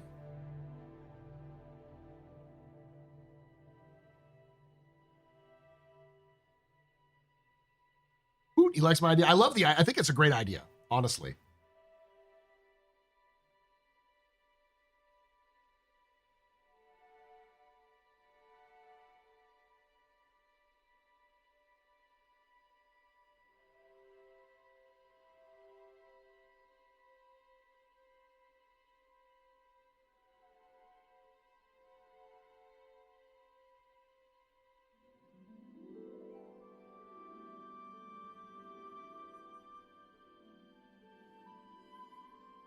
Doesn't the Sulan use? Yeah, the Sulan uses one SCU standard crates, but isn't it connected to the outside? I have to look this up, but I did see someone say something which was interesting, which was the lead in the pipes wasn't the thing that killed the Romans. They got lead poisoning because of what they put in the pipes. The irony was that the lead was fine, how they used the lead in their piping system. It's the fact that the piping system got corroded, and so the lead got into the water because of their own stupid ass mistakes.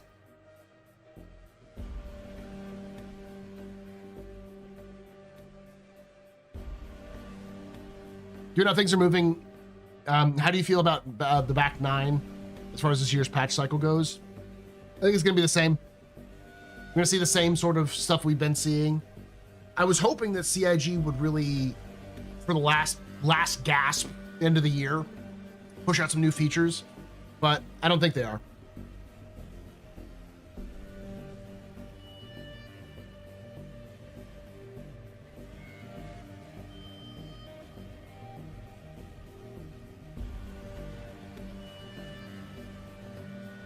Yeah, lead pipes built up a crust that keeps the lead and the water apart.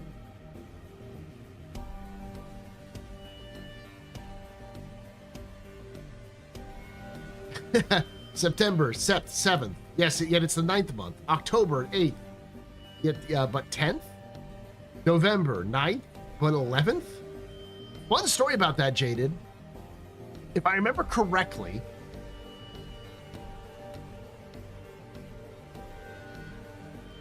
is that Julius Caesar, one of his early jobs in government, was maintaining the calendar.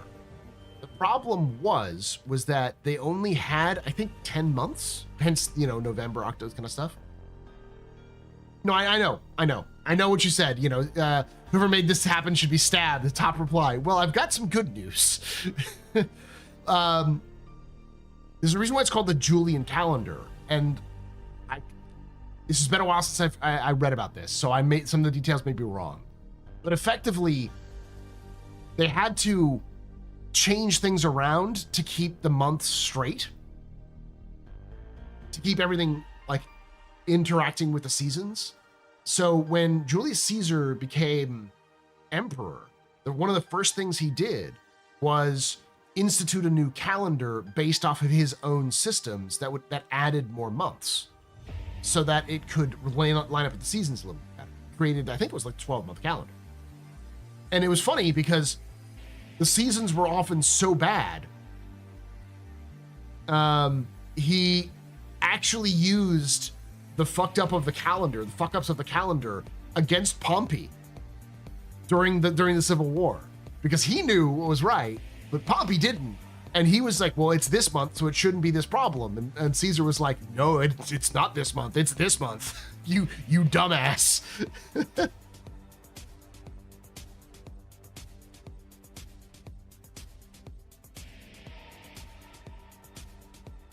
He's also such a fucking egotist that he just so happened to get one of the months named after him because he created the calendar.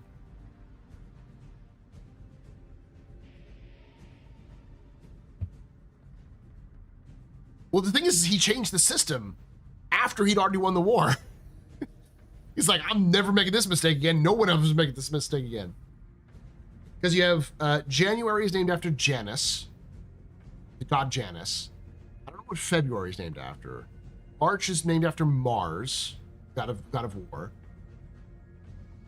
I don't know what April is. I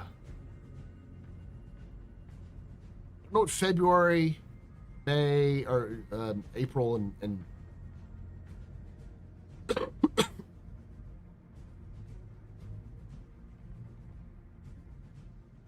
I know June is Junius.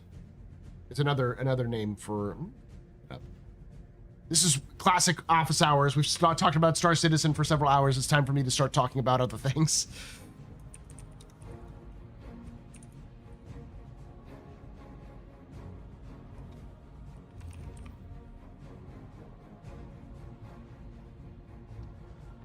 It's named after a purification festival.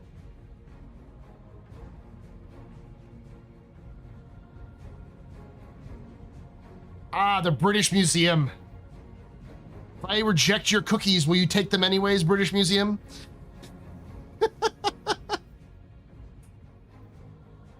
February is named after a purification festival called Febura.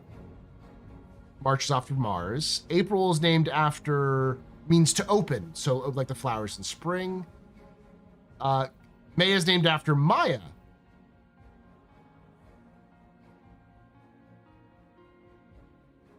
Juno, the goddess of Jupiter, the wife of Jupiter, Hera. And then July, or what is May? Yeah, May is Maya. And then July is obviously named after Julius Caesar, and his successor, Augustus Caesar, is August. And then the September, they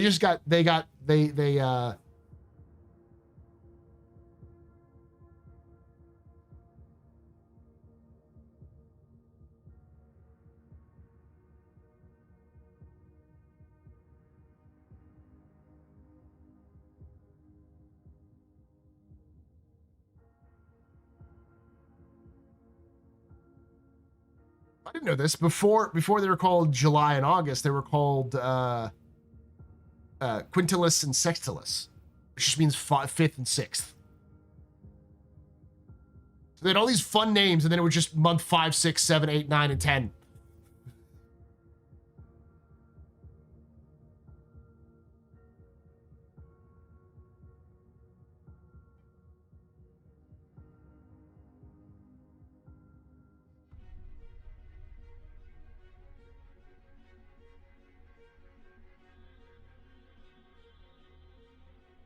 This is the same Caesar that had read a love letter in the Senate at the assistance of his opposition? Yes. The thing about Caesar that's important to that a lot of people don't know is that Caesar was a populist. The people loved Caesar. And he was brilliant.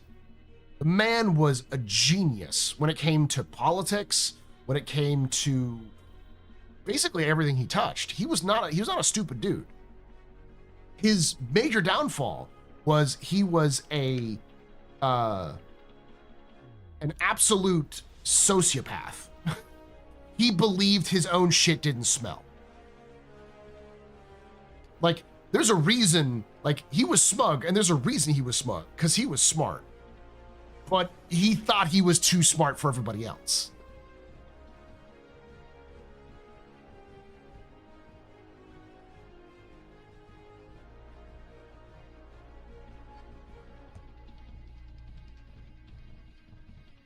Oh, he had a cult personality.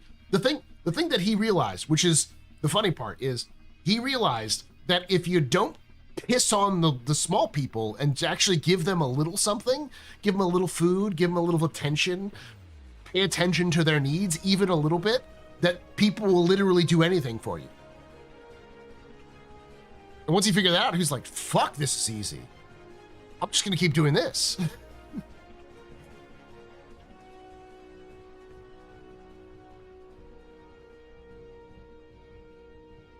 Like, his speech to his men during the Civil War is one of the best psychological... Caesar's ghost hearing me. One of the best psychological... one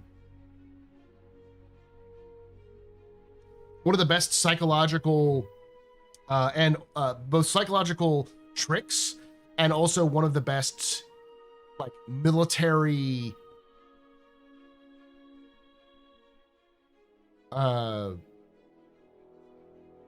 like leadership tests.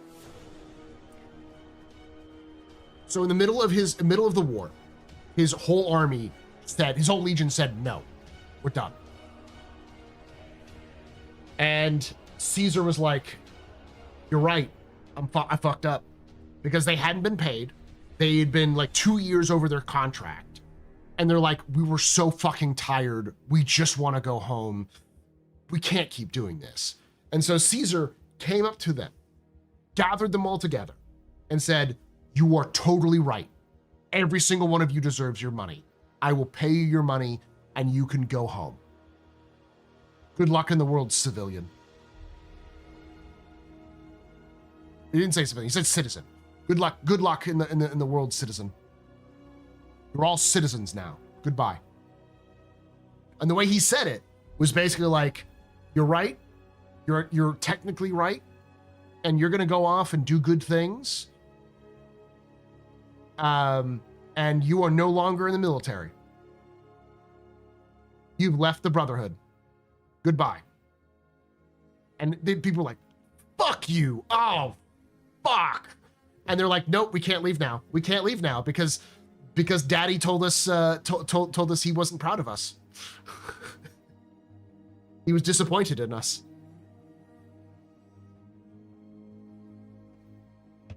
He ended it with citizen, which was like, that's not like a bad thing, but it's more of it was a gut punch after serving with Caesar for like a decade in the military.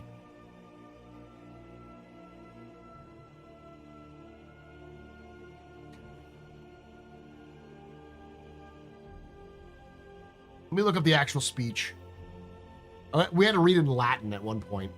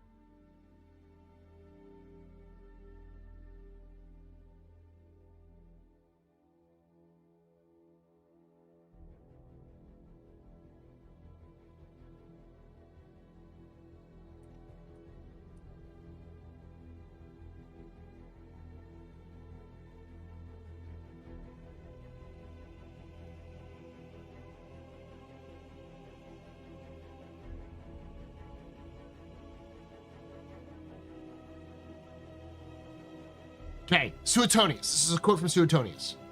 When the soldiers of the 10th Legion at Rome demanded their discharge and rewards for their service, with violent threats and no small danger to the city, although the war was then raging in Africa, he did not hesitate.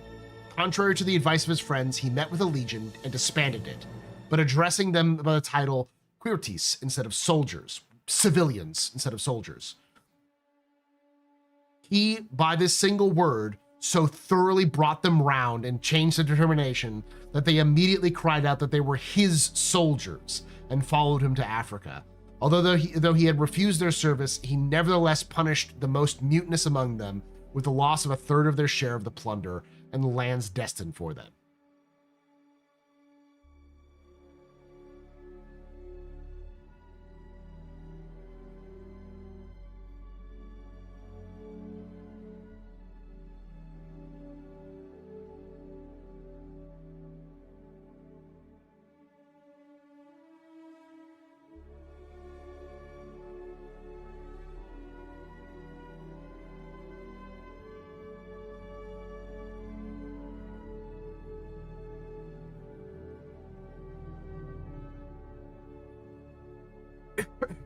But you gotta understand also, like, the 10th Legion was Caesar's legion.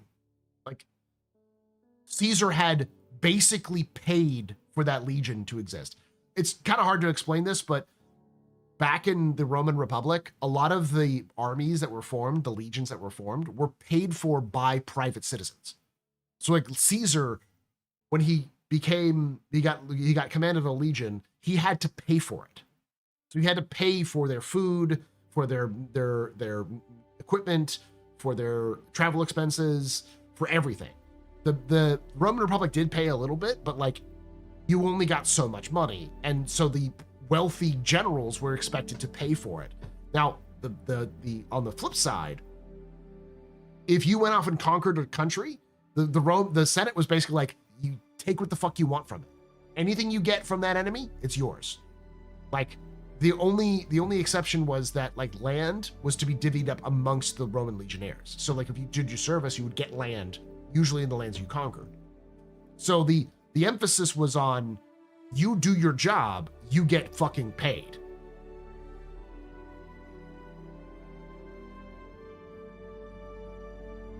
Yeah, I'm feeling a lot better.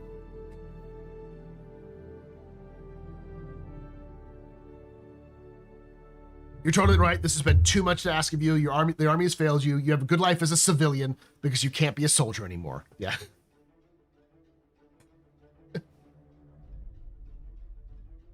So, like, the 10th Legion was loyal to Caesar, to Julius. They were loyal to Julius Caesar because he paid for them. And on top of that, Julius Caesar routinely was in the front lines with them. He was constantly running around, helping them and doing things, trying to help them do things. One of my two favorite stories of Caesar was when he was a teenager. He was captured by pirates, and he was such a good politician that he managed to befriend all of the pirates. They loved his ass. He was funny. He was smart. He knew how to talk them up. He could like help them out. Like he made them his best friends. And when they said, we're going to sell you for this amount of money, Caesar literally laughed at them and said, double it. That's not worth me. I need more. He basically said, you don't know who you have. I am worth twice as much money as you were offering for me. And then when he left, they actually paid the ransom, before he got picked up, he turned to them and said, I'm going to return here and kill all of you.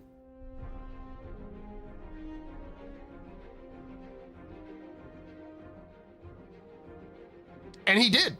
He came back with an army and killed all of them.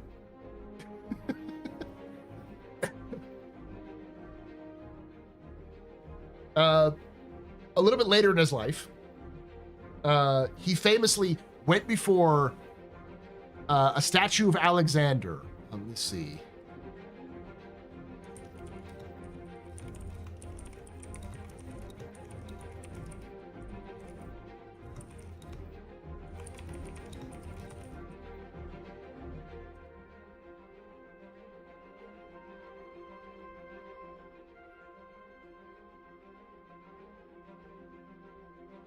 He went to for a statue of Alexander and wept. He was 33 years old. And he went before the statue of Alexander and said, "You had conquered the world by the time you're my age. I have done nothing."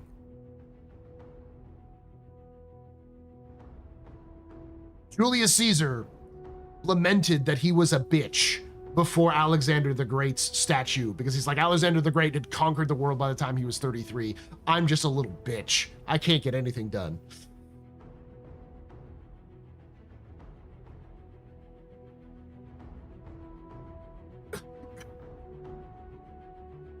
He especially killed the one he claimed to be the most. Yeah.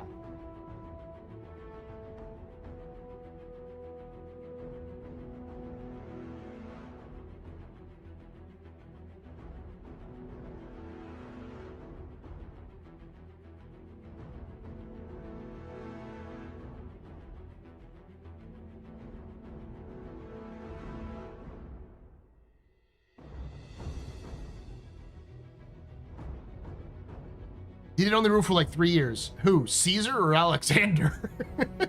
Yes.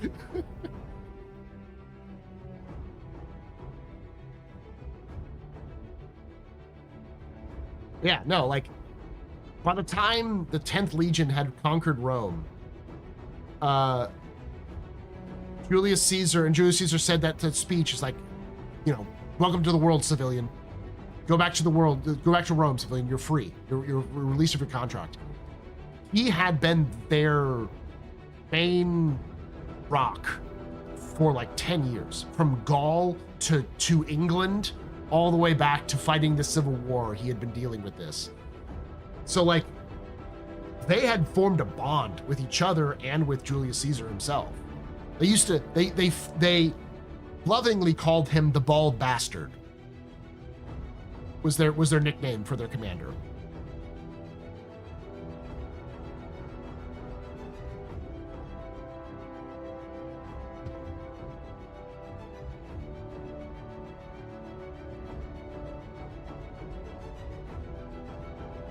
Oh yeah, we're gonna do that monthly report. I'm gonna look this up because the roadmap roundup actually has some cool shit to it.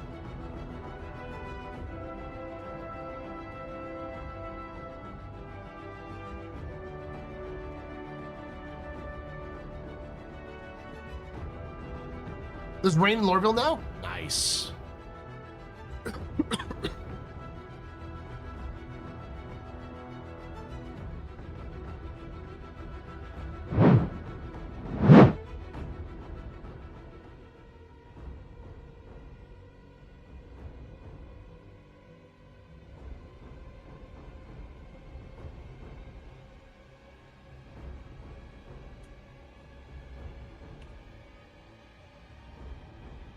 So, 4.3 has 3 new things added to it. The sniper rifle,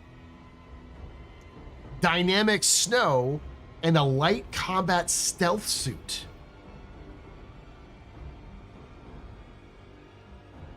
So introducing dynamic snow to select locations where snow already exists.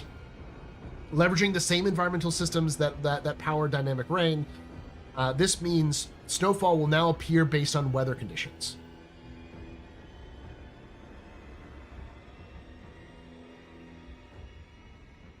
And of course, this one, light combat stealth suit.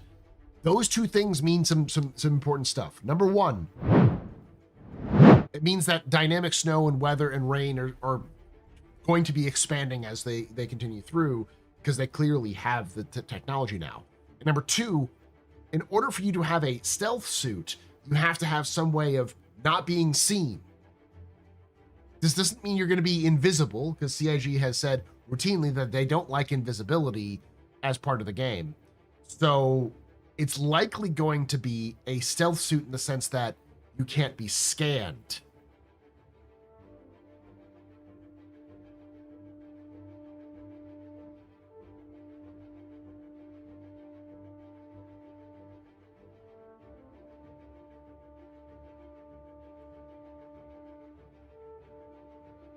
So FPS pings, yes. Means that 4.3, they want to get scanning in. The new scanning system. Because the FPS scanning system is going to be combined with the system. So we may not have engineering, but we may have scanning with 4.3.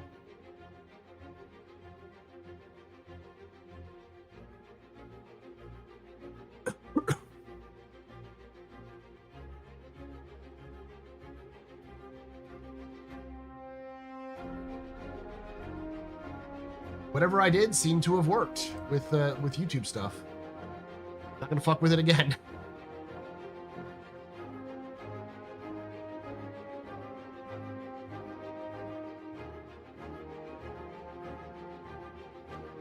That said, expecting CIG to implement anything right now is a tall fucking ask in the year of making Squadron 42 work.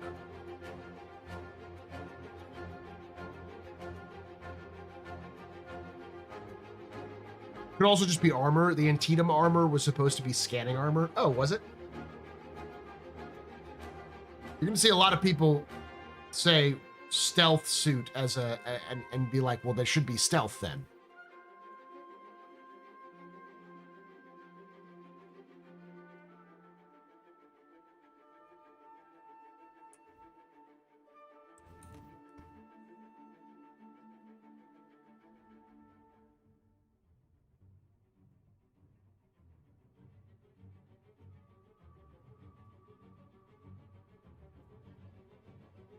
I'm not seeing it in the descriptions that it was supposed to be.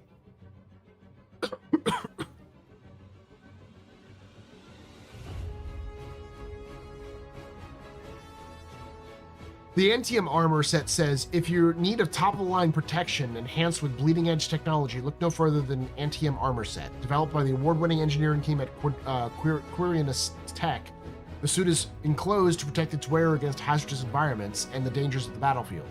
Instead of traditional laminate faceplate, the helmet utilizes a suite of sensors to create an uncompromised field of vision. I can see that. I can see where it comes to that.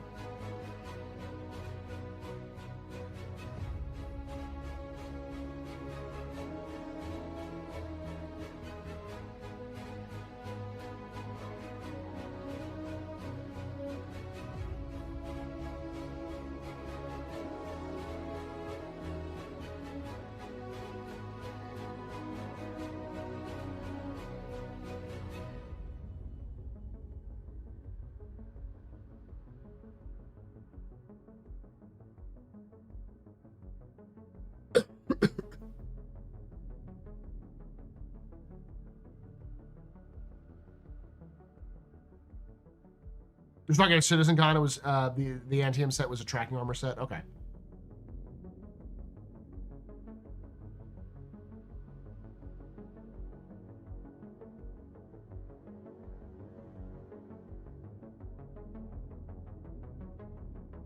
So I assume if the Antietam and the stealth armor are out, they were originally designed to be released with scanning and engineering out already, so they were being put into the release schedule well ahead of whether these things were going to be out or not, probably a year ago.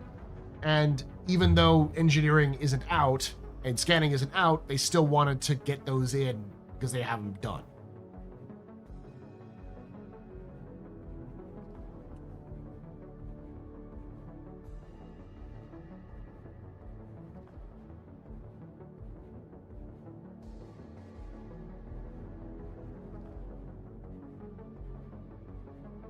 So the answer is all of the very specialized, all the very specialized armors that we're supposed to have, we're going to get, or we already have. They just don't have their special abilities in yet. I think we're going to see more intricate stuff happen with the weather in terms of stuff like hail, sleet, freezing rain, etc. Oh yeah, I think so.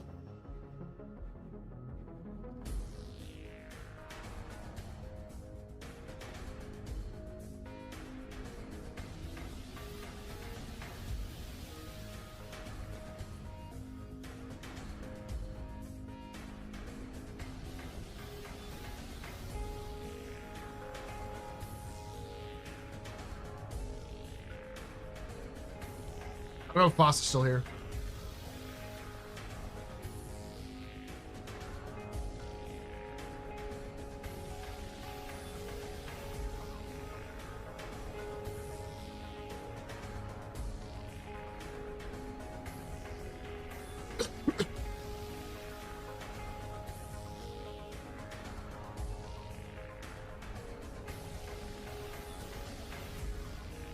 Eventually we're gonna have storms. I mean, I can see CIG doing storms as a means of like preventing players from accessing certain places at certain times, because storms should make it harder to fly through. But that's a ways around.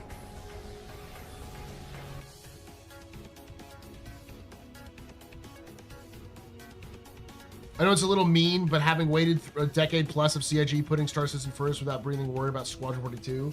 Kind of don't give a fuck now. It's my turn to get what I paid for back in 2013. Oh, you're one of the unusual ones, Ozma. You're one of the Squadron first folks. Because typically people would say Star Citizen was the bitch child, whereas the Squadron 42 was getting all the love.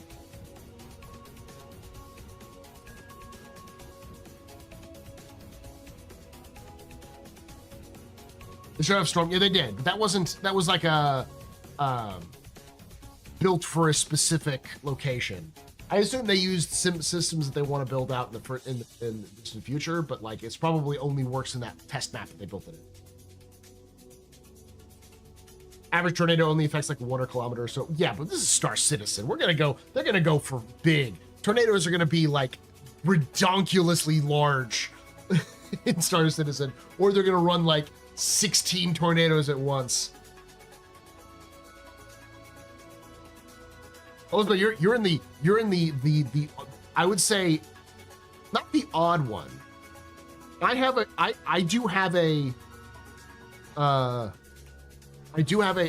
theory, which is that I believe that when Squadron comes out, it will form 2 distinct communities. The community that's only playing Star Citizen, and the community that's only playing Squadron. And I think they'll hate each other. MMOs require a very specific type of person.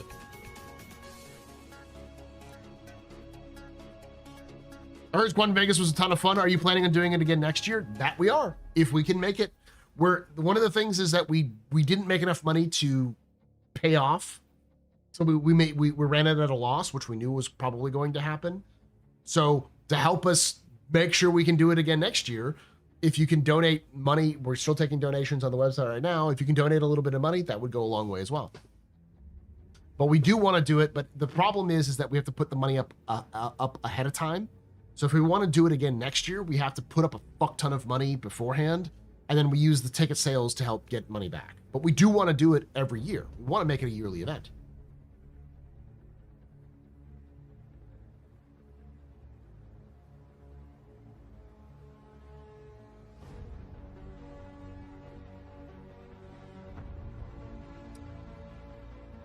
I don't know the details. I know that the event itself was thousands.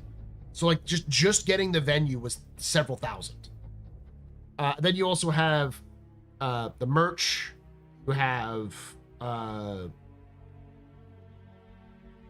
rentals. So we have to like rent a bunch of stuff. It's a lot.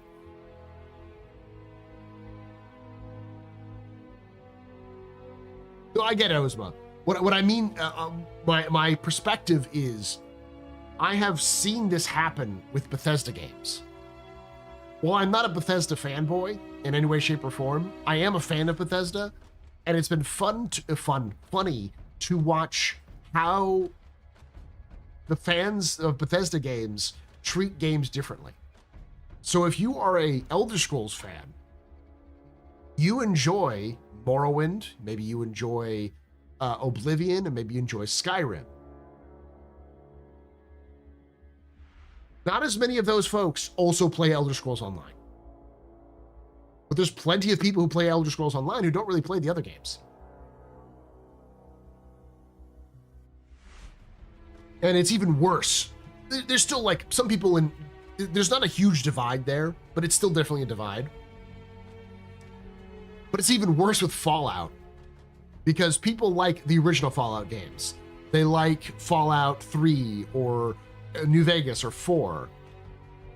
But an entirely different community likes 76. And it is really hard to find people who like both the single player Fallouts and 76. It's gotten better over the years, and it's definitely earned its own audience, but there is a harsh divide between those two. And I do think that's probably going to form there. At least a little bit of animosity between the two sides of Squadron versus Star Citizen.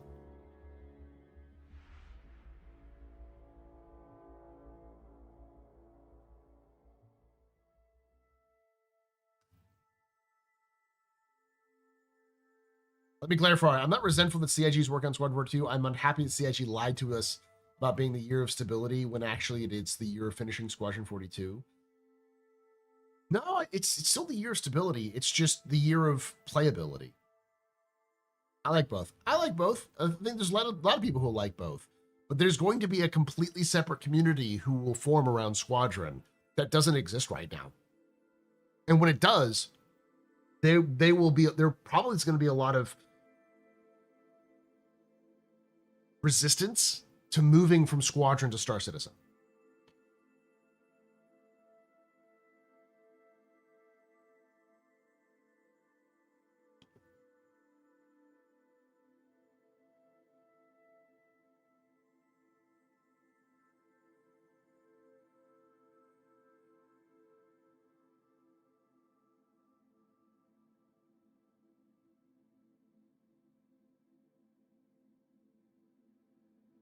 Was Squadron 40 always going to be single player? Or at some point it was going to be co-op as well?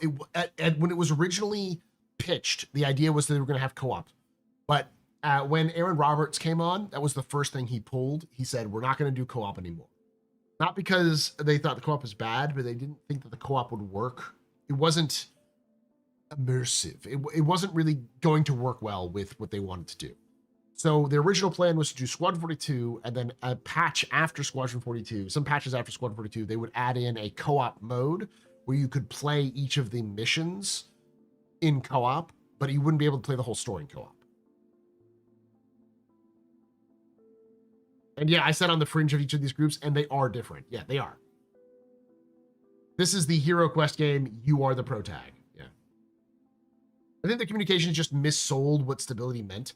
Apparently they meant less crashy, which they achieved. Everything else just gravy, but bugs are still killing the experience. Yeah. And to be quite honest, if you look at the amount of people who are actively involved in Star Citizen, it's definitely gone up. More people are playing than they ever did.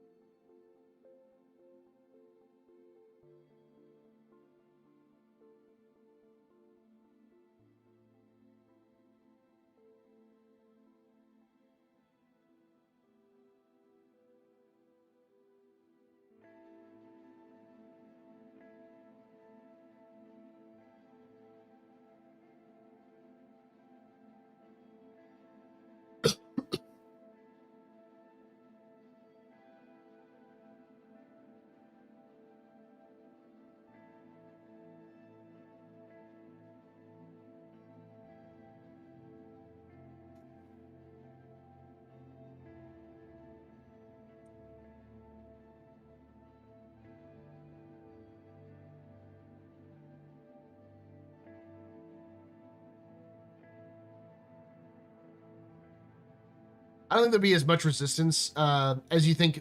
Bethesda games are kind of not great when translated to MMO. ESO is ironically a better single player game than an MMO. 76 got a terrible rep. 76 should have been a co-op. It should have been a co-op experience. It should have been a 4-player co-op experience online game with like their sort of you know, live service stuff.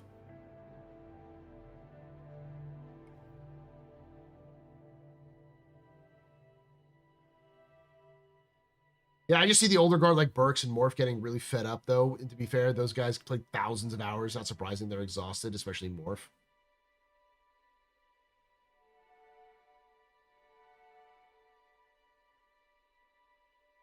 It's weird just calling them an old guard. That means I'm the ancient guard. Because I've been around longer than them. I can't believe they're trying to pirate contracted cargo. You can pirate, you can take the contracted cargo and use it as a use it for filling it in.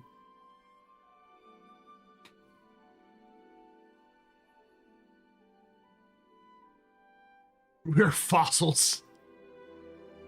Hey Paul, I got an issue with the new event where the accepted mission wasn't showing me how much to deliver, so it never completed. Wow, that happens sometimes with just missions. Sometimes that's a box mission issue.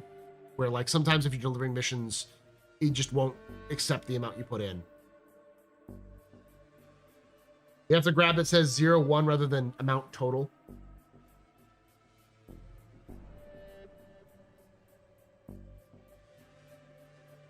Good to know.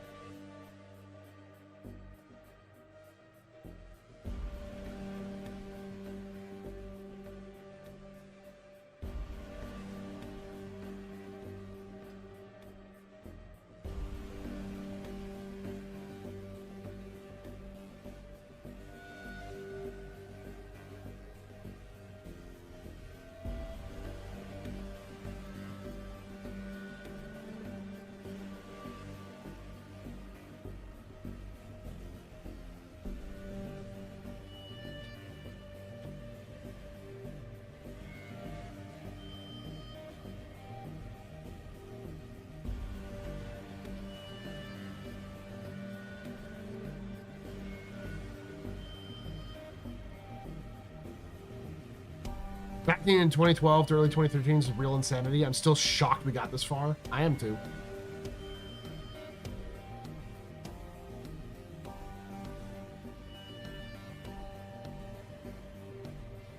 The question is, does Morph and Burks recognize they're burnt out? It's twofold. Are people legitimately... Is it legitimate for people to be mad that Star Citizen isn't out yet? Of course. It's been over 10 years. But this is me being around since 2014 and saying, I've been here for 11 years, saying at a certain point, we all knew it was going to take longer than we hoped.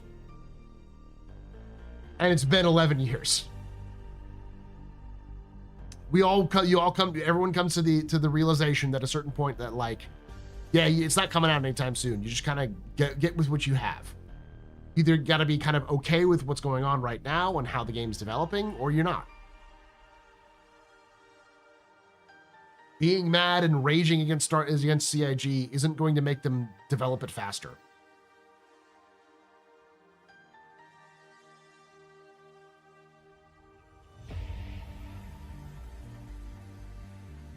Yeah, we are crazy.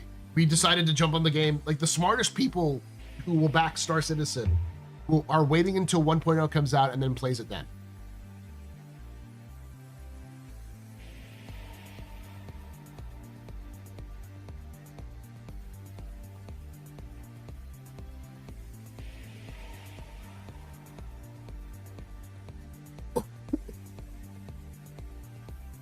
Alright, CIG should have failed within a year or two. Either they're really smart with their finances or they're very lucky, or both.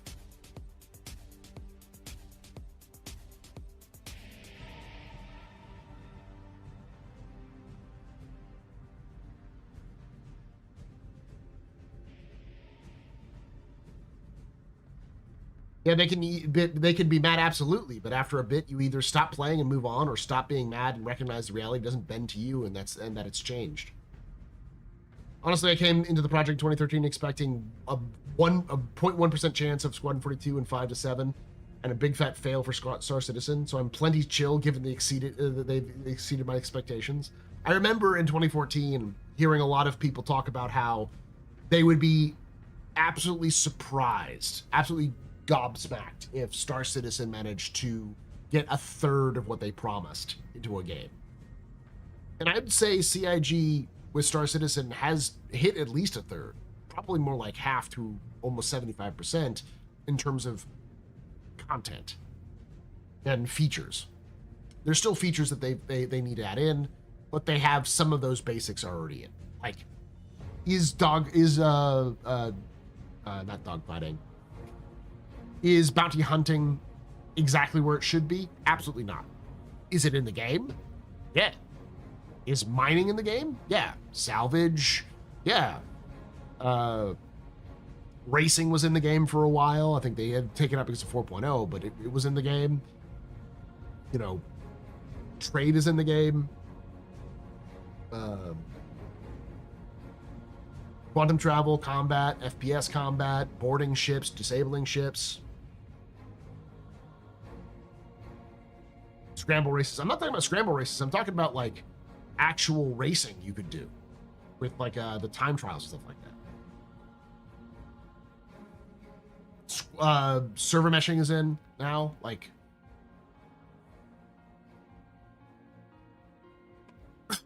they stopped talking about Bounty Hunter 2.0 2 years ago. That's when they really wanted to push for it to come in, but then they realized that for out of reason they needed to turn back.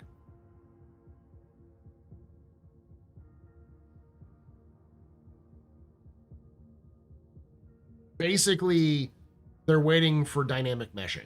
What I can guess is that they're waiting for dynamic meshing. They want dynamic meshing in before they want to push anything else out. And they have to wait until dynamic meshing is in. Plus, CIG requires a fucking 9-month lead up to do any changes to their game. So, them saying at the end of last year, hey, we're going to focus on stability. What they meant by that is make sure that the servers aren't crashing every 5 minutes. Improve the elevator system. Fix the elevators in terms of the transit system. Fix the mission system. And over the last couple of months, they've started talking about how they're going to start focusing on the freight elevators. So, which is probably the biggest problems right now. My personal opinion is the freight elevators and the ship elevators are the fucking nightmare of Star Citizen. You fix those two problems and make them consistent, you eliminate about 90% of the headaches of CIG. You still have missions failing. You still have people going through walls we're not supposed to, clipping out and that kind of stuff.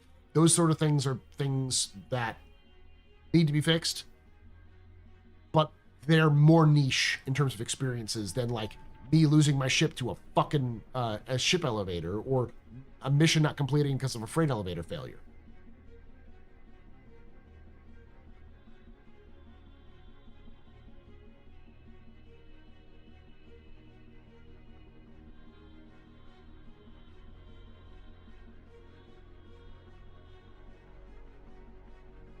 Oh, way more than a third. God, they got so much tech done. It just need bugs fixed.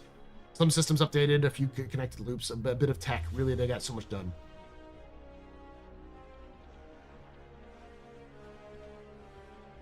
I personally enjoy watching the original Pledge die.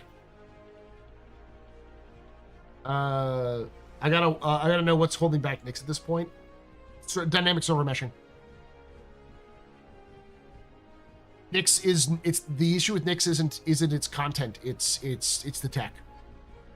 It is probably fucking insanely expensive to run Star Citizen the way they are now. To give you context, they are losing more money now with server meshing than they were before they had server meshing. Right now, they have 600 people on 10 different servers. So they have a shard of 10 servers, and each of those servers can hold 600 people. Before server meshing, that would have only been six servers, because each server holds about 100 people.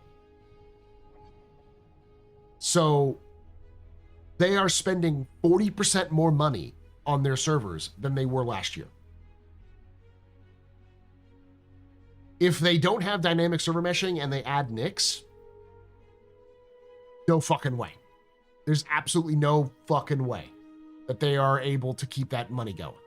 Because they're going to have to add an additional 3 to 5 servers with NICs. So you're looking at 15 servers with 600 people. You're looking at an additional 50% increase. Probably not the right words, but you're looking at a huge increase in cost for no increase in population. So they need to get dynamic server meshing in order to scale up the population to be a little bit better.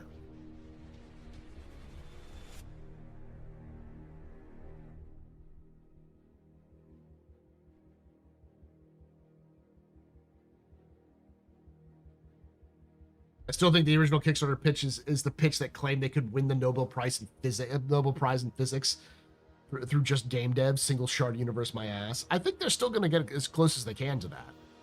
They're likely going to end up with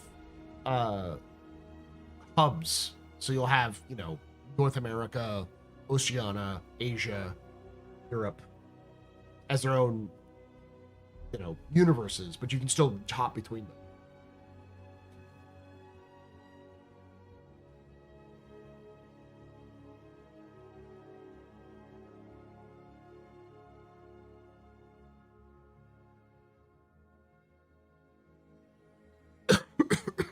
It just comes down to how do you run the game? How do you support the game that way? And for those of you who are wondering, how do they reduce the cost? And the answer is I'm feeling much better. I'm over the shit. I've got the leftovers that I need to get rid of.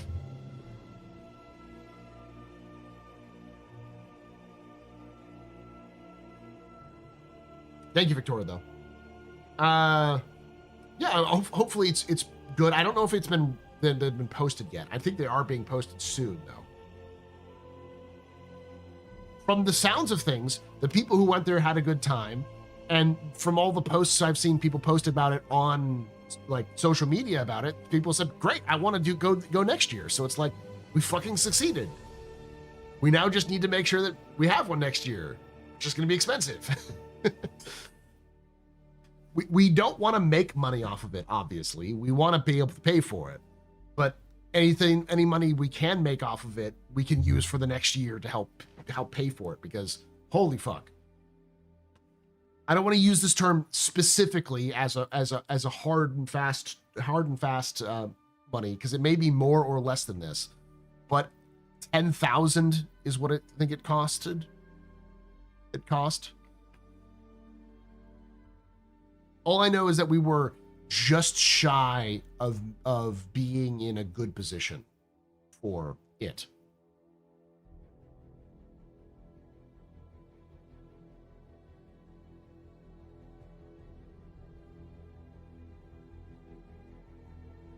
Really love the new event. I finally have a reason to use my Idris. It's great for doing box delivery missions.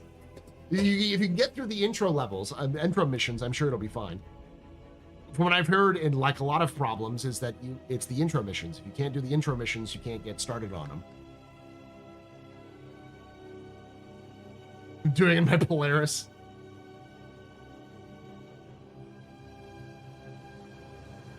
I think we're having well over 1,000 people in one solar system is pretty damn great. Well, here's the thing.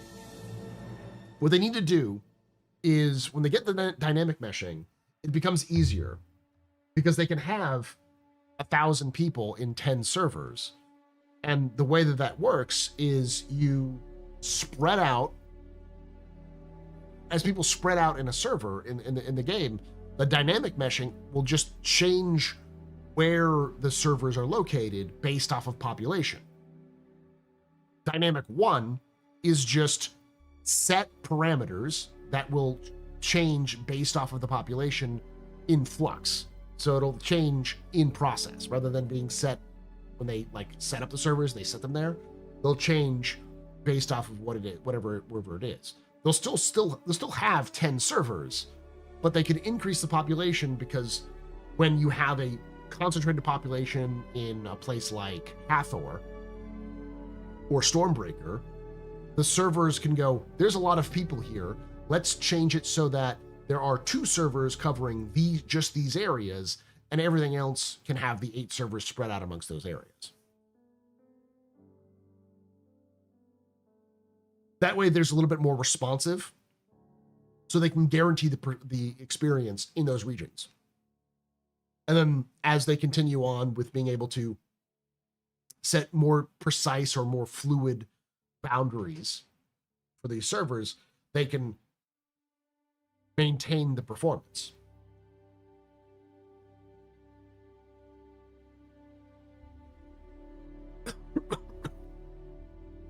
My tractor beam FPS tool stopped working when I got 3 boxes into my intro mission near my Andromeda. 2 other players got them on my ship, rode back with me to help them turn into the freight elevator. Didn't murder me, take a payment of $50K. I offered each of them. Good times, despite servers saying you can't enjoy this patch. That's good. Yeah, plus it's the instancing tech. So basically, what I think is the reason why we don't see Nyx is because they need dynamic server meshing to make it more affordable, and instancing requires dynamic 1. So they need dynamic 1 to exist for instancing to be in there as well. So you need Nyx, dynamic, or Nyx needs instancing, or not Nyx needs instancing. Nyx needs dynamic meshing, and instancing needs dynamic meshing. So they're just waiting for dynamic meshing. I think there is mission sharing for this event. I don't know if it's 100%, but I know that, like, for instance, if you do the recover items from a dead ship mission, you don't need all of those equipment. So like to fulfill that mission, you only need a certain portion of that, of the materials on that ship. So if you take it, you can give it to another person, and that person can also turn it in for credit. That was the intro mission, wasn't it, Dibley? Do you think maybe they started looking at things and discovered that coding for dynamic meshing is vastly different from static meshing? Nah. I think what happened was they spent the first 6 months just making sure that static meshing was fucking working. They probably did the static meshing, and then they got it working, got it limping, and then they spent the last 6 months ripping the guts out of the server tech and figuring out what was going wrong, and then replacing. Remember they talked about the onion, where they were peeling back the onion and then fixing things and peeling back the onion. They kept peeling back these layers and fixing things as they went. They basically optimized the code for the servers, and now over the last 2 months, we know they've been starting to work on dynamic. So it's just been a matter of like getting it into a position where they can start working on dynamic so that dynamic can work better. The intro missions you can't share. There is mission sharing outside of the first one. Okay.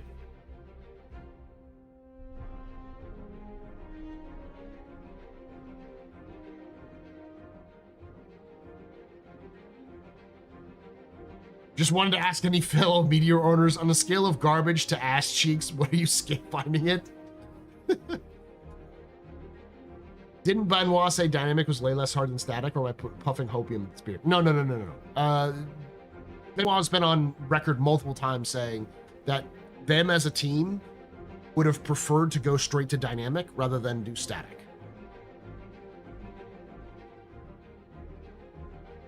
But they also understood why they had to do static, because they had to build things up.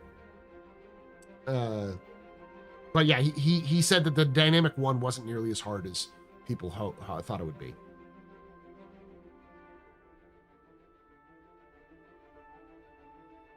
Belted it after 15 minutes. So at least it's not overpowered. Everyone said, oh, it's going to be overpowered, and then it's going to be nerfed in 3 months.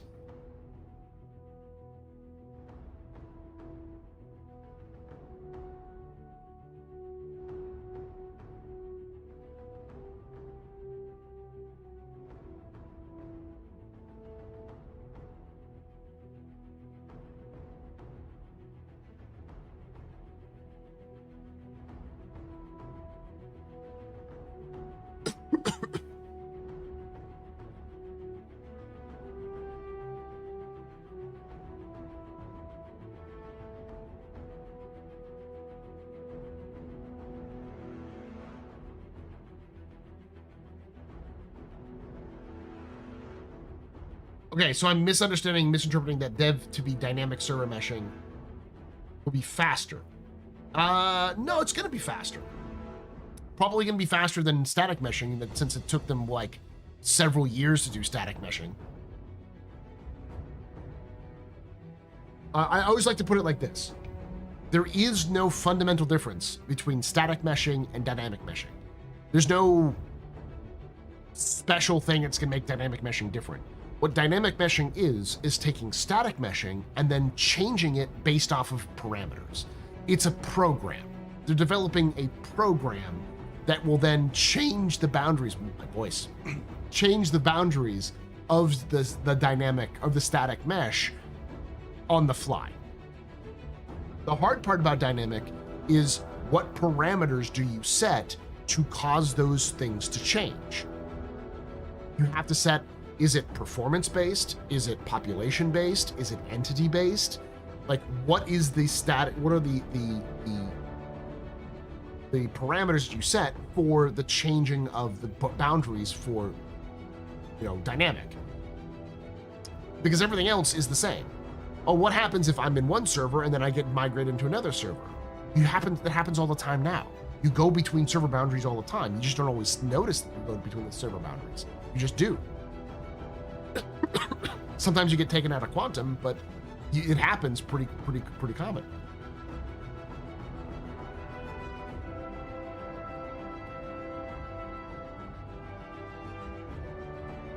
Dynamic meshing's automation logic, yeah. Also, you don't really want flip-flopping, change, then cross back and change again. Huge hit for someone crossing boundary quickly. There's probably some issues there. But it's like, those issues are still difficult, but they're not the same thing as hard coding your fucking your static meshing. That's all it is. So it's just it's a load balancing mechanic. It requires a different set of skills, but it's not as difficult as creating a brand new static mesh from scratch. It's logic, like asking Google for restaurant recommendations. Instead of giving you recommendations from all of Earth, you get recommendations from your nearby area, yeah. No, you don't use a torch and pitchfork. The police always ask questions, is why you have those in the middle of the night.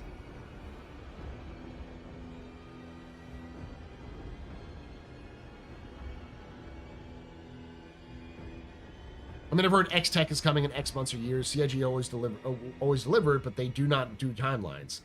Well, CIG's never said the timeline for dynamic. They said that they think it's going to be easier than static.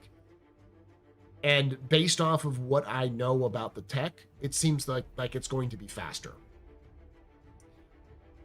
And the only thing that's stopping other systems from coming on is no longer the system tech. They've had that for a while, and Pyro's been out for, half a year now. A little over half a year. Nyx isn't going to take another 7 years. It's going to take a year, 2 years max. What's required for Nyx is just the stuff that's being held back with dynamic meshing.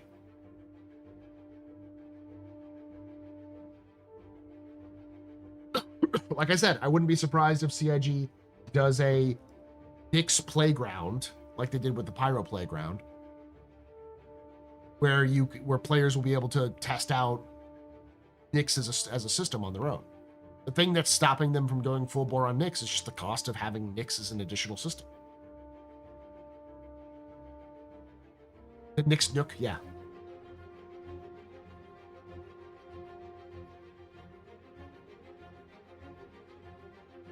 My bet is dynamic will just be the ability to spin up the different numbers of servers based off of the predefined boundaries by need.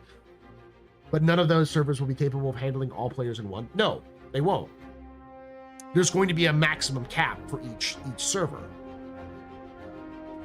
So in theory, the current max cap is 600.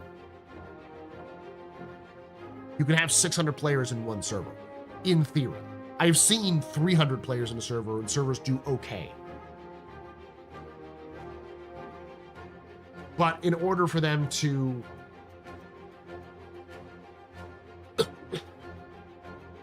ensure that players' experiences are similar, they need dynamic meshing in so that they can dynamically shift those boundaries as they need to.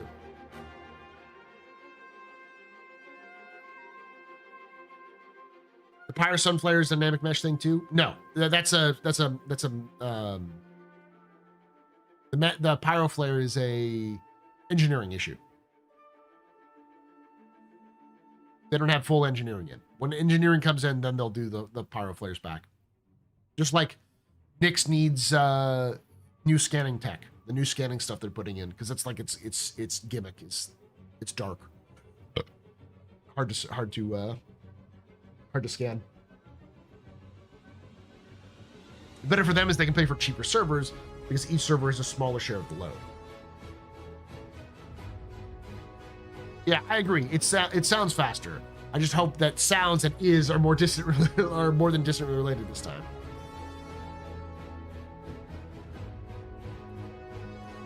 Well, I guess stopping people from hyping themselves is futile. I get what you're saying. I get what you're trying to do.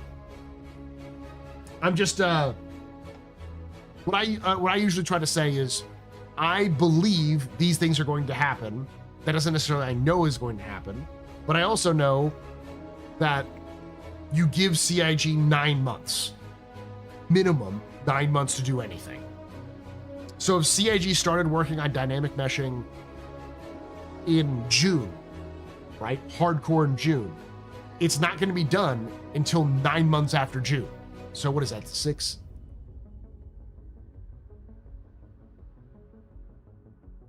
So March of next year.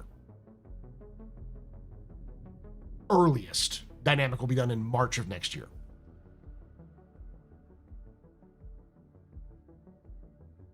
Because the flares are supposed to knock you out, Dibley. So they're supposed to knock your systems out. So there's no point in knocking out your ship if you can't repair your ship. Because you're supposed to be knock your ship out and then you have to run around and repair your ship and bring things back online, that kind of stuff. It's an engineering stuff, yeah.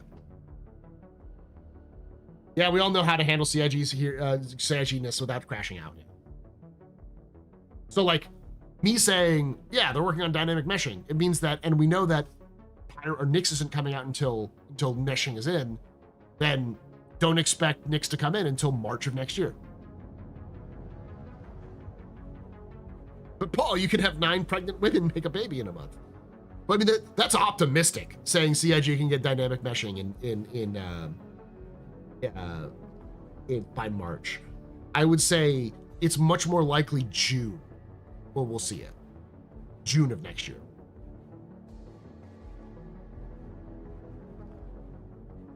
I think we'll see engineering sooner than that, but not by much. Oh man, we have some pregnant men women now.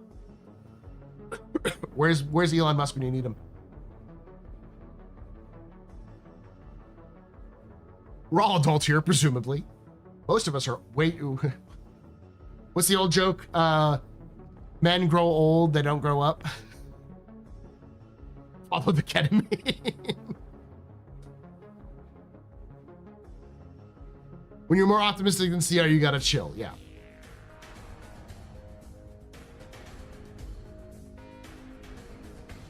I do think that once Nyx is in, you'll see systems come in a lot faster. Like, I think it'll be probably by the end of next year when we see Castra, rather than being, 9 months away from that. I was told I had to grow older. No one sincerely said I had to grow up. Yeah.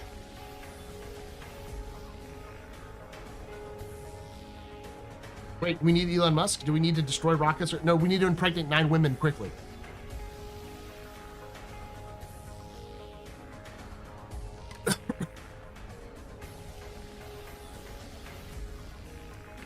Apparently, chat has decided that we need to impregnate 9 women in order to produce server meshing, which is a very dubious. No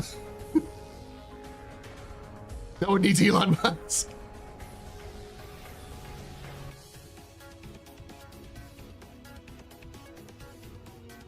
As a friend of mine used to say, rest his soul, you're never too young to be a dirty old man. Jared, that beautiful human being hyping us up in generic Odin goodness in August newsletter. I don't need that hype. Odin is Squadron. Listen, this isn't like top secret news. Odin has been in production for a while now. And if they plan on releasing Squadron in 2026, they're releasing Squadron in 2026. They're going to have fucking Odin in Squadron.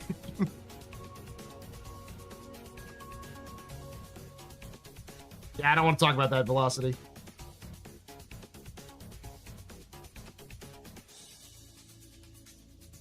I saw that too.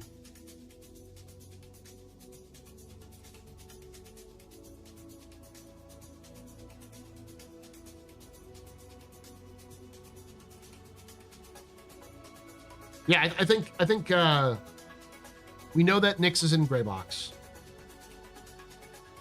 We know that Astra's in white box. So I don't think it's too off the mark, depending on if CIG pulls another year of stability shit. June of next year, Nyx, with maybe like a preview at the end of this year, and like December of next year is Castra.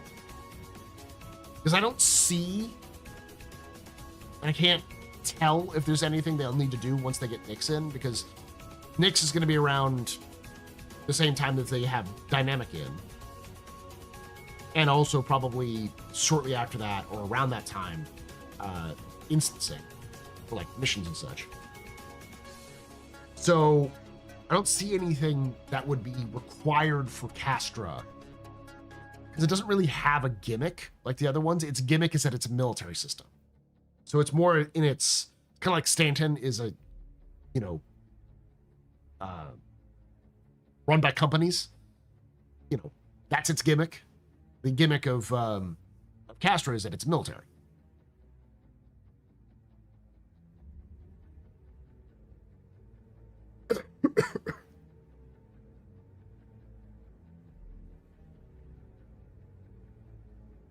What's the jump path between Nyx and Castra? Nyx, Pyro, and Castra all have jump points together. You have Nyx to Castra and Pyro to Castra.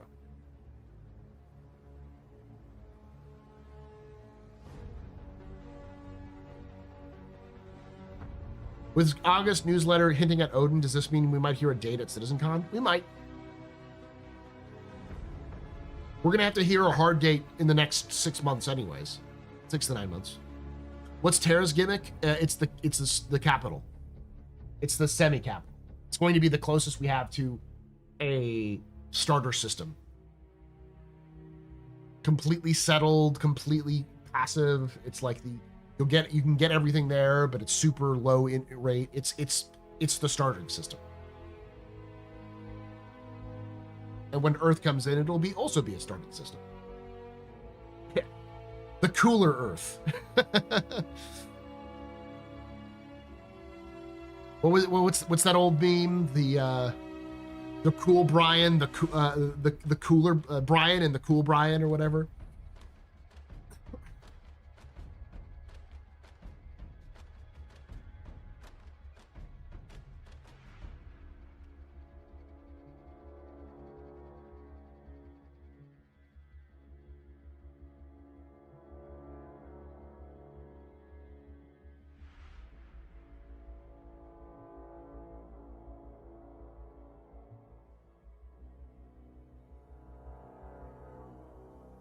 It was good to meet you too, Del Kenobi.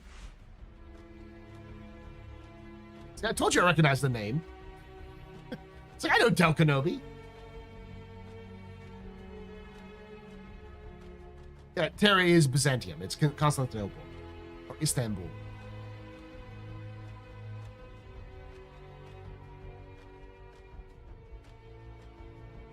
Fun fact, do you know what Istanbul means? I don't know if it's in Turkish. I think it might be in Turkish.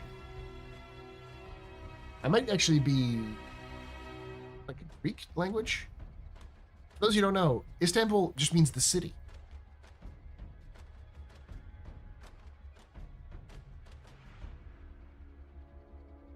So it was sort of like an unofficial name that became the official name.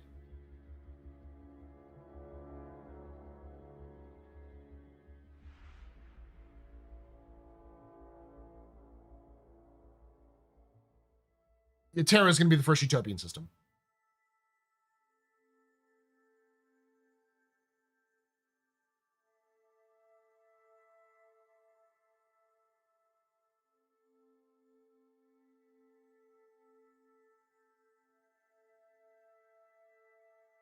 Like Metropolis. Polis is state, isn't it? It's Metro City State, isn't it?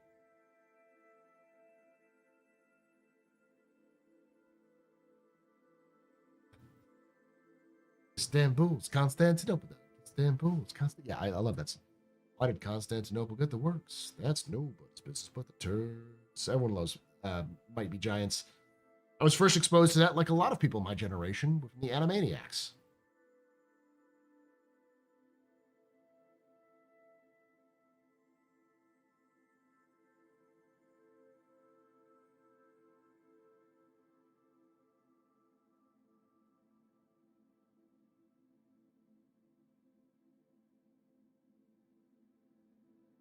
I want a planet with some jungles and waterfalls.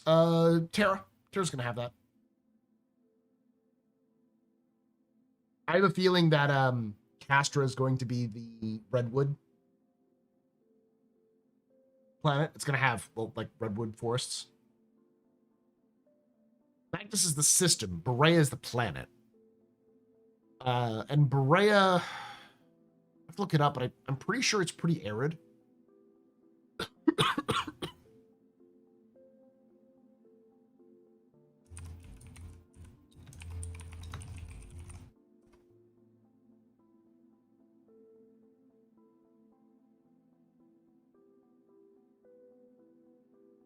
It just says it has a variety of climates generally ideal for human settlement. It's dotted with dozens of century-old abandoned UEE naval facilities that are slowly fading into overgrowth.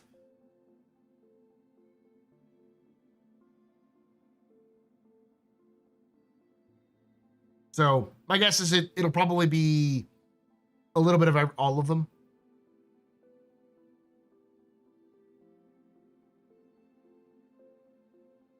Oh yeah, no, they went to Berea specifically because there was a bunch of cheap real estate because the UEE had abandoned them, but Drake was like, it's free real estate. It's that meme. It's free real estate. They could literally move in and buy a bunch of abandoned UEE naval yards, and they don't have to. They just have to fix them up. They didn't have to build them themselves, so it was cheap. But what did they say it was? Oh no, we're doing this because it's going to help the people of Magnus because we believe in the people of Berea. Right? Uh-huh. They turned it into a win, but it was 100%.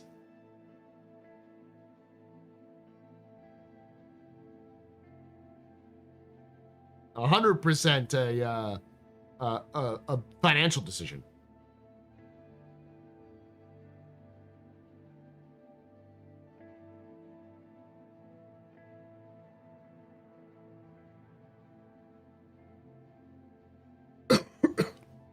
My headcanon is that Magnus is like Mustafar.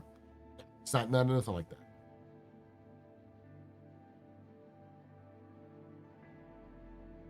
that. Drake is a lot more. They're a lot less shitty than Hurston is.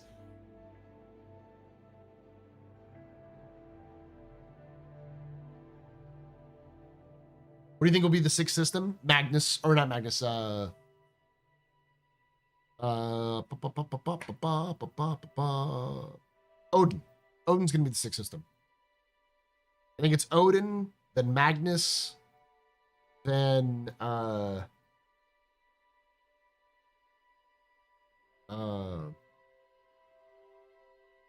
Hadrian.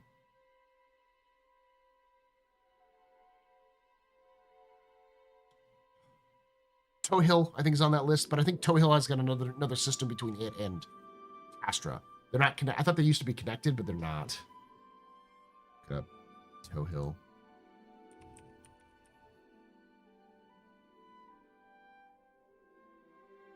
It's connected to Nyx. So maybe Toe Hill.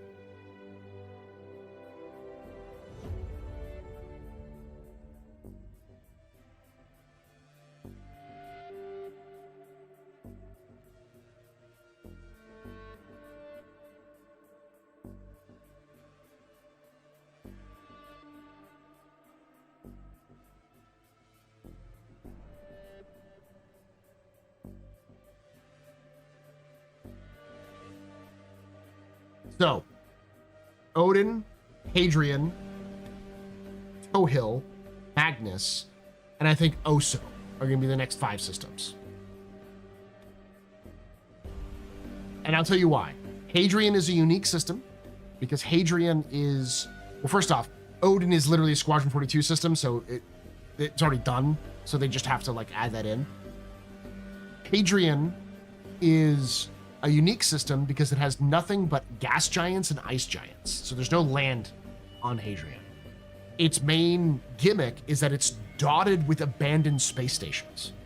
So its sort of attraction is you can go to these space stations and rummage around old UEE tech and maybe find some rare tech or unique stuff and pull it out. So it's going to be like salvage. It's going to be things like contested zones, but with a larger scale.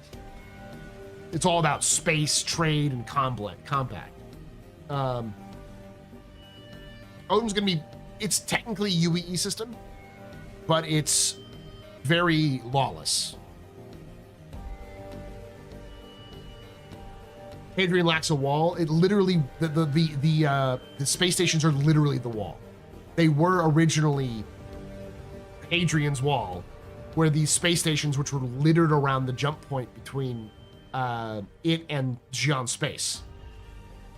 So they built these wall of defense stations.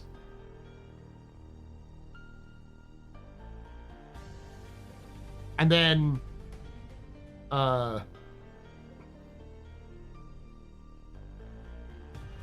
Magnus is because Drake is there. And CIG can't help but put more Drake stuff in. More Drake stuff, more ship stuff in, because for you don't know is that the headquarters of I'm blanking on the name, Kruger, is Castra. So one of these, adding Castra into the game is going to add both Kruger, which is a ship manufacturer, but also Clark's Defense Systems, which is the armor manufacturer. Both their headquarters is on Castra.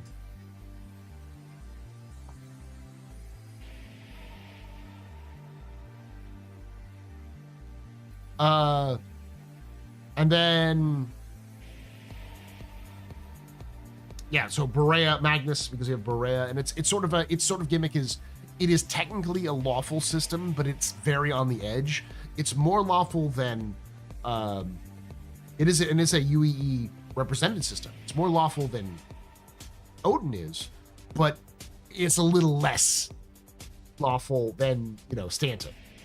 So it's sort of this lawful, but it is UEE, it is controlled, but it's sort of like Detroit, it's Chicago, it's the sort of like, London, well, not London, like London suburbs, it's a place where there is law and order, but it's sort of downtrodden. It's got a little bit of a rough side to it, and they definitely get jumped if you go in the wrong places.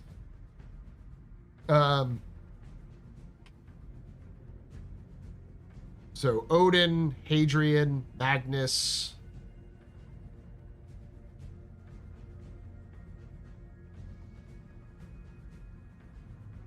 Oh yeah. Toe Hill. Toe Hill is completely lawless, but it is not evil. It is not run by a bunch of communists like Nyx is, and it's not run by a bunch of like cannibals and crazy people like Pyro is.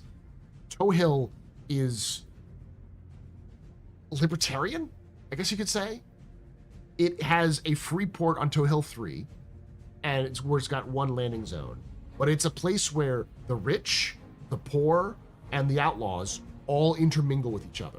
So like in that port system, there are places where rich people have purchased like really valuable property so that they can like enjoy the paradise world that is Toe Hill 3. but it's not controlled by any system. So as a result, smugglers call it home all the time because that's where they go to get trade from, where like Xi'an and humans come together and they trade stuff and they go back off and they do what they need to do. So it's sort of this lawless system that has its own sort of rule, but everything's sort of mixed together. A Tortuga sort of thing.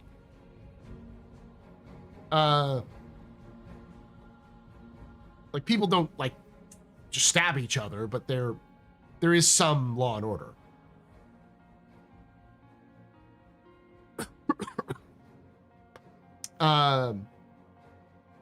So it's sort of the last example of a system that CIG wants to kind of build an archetype of, which is the safe lawless. You have the safe lawless, the medium lawless, and the dangerous lawless. Sort of like how Stanton is a medium lawless, a medium lawful, Terra is a safe lawful, and like Odin is a unsafe lawful. Nassau Pirate Republic. Yeah, that's a good way of putting it too, yeah. But there's no taxes or anything else like that. It's that sort of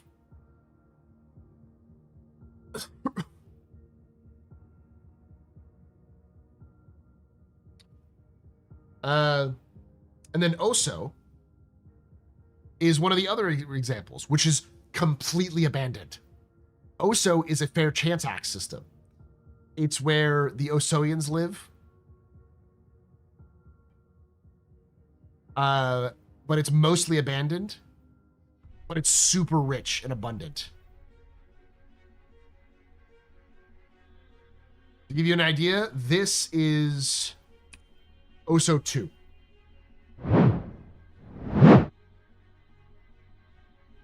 This is what Oso 2 looks like. Where the Osoians live.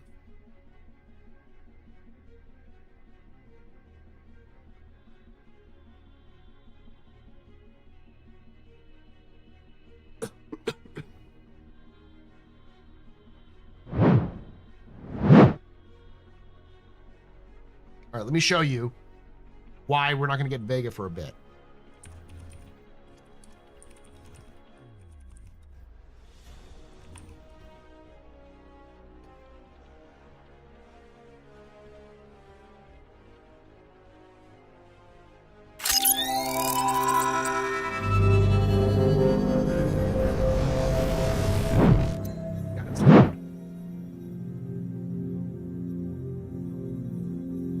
All right. So we have. So here's Castra, Pyro, Stanton, Terra, Adrian, Magnus, Nyx, Towhill, Odin, and where's Oso? Oso.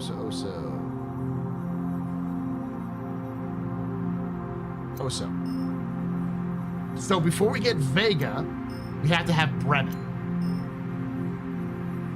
So Bremen would be in there. It might be, we might get Bremen before we get Oso. That might be the fifth one. But we're not going to get Vega until like the first 15. Because with Vega, you need Vega, Virgil. That might also be one of those because we do know that Virgil is a Vanduul system. And then to get Sol, you need to go from Vega to Null to Croshaw to Sol. Maybe even Oberon.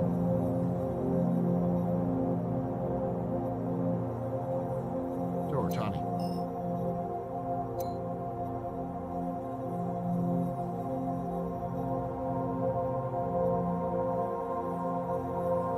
Yeah, Oso is where the Osoians live. It's where the Osoian hides are. From here. Hey, Nevican.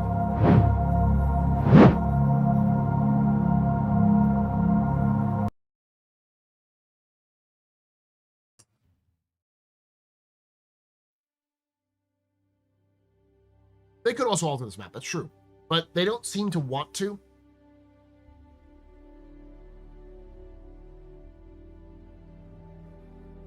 I can also see Bremen as being a big one because Bremen is a unique world. It's a farm world. So it would be a place where you'd go and you'd see farms as far as the eye can see. So it would be a unique sort of challenge, but also would allow for them to develop what a farm would look like outside of players.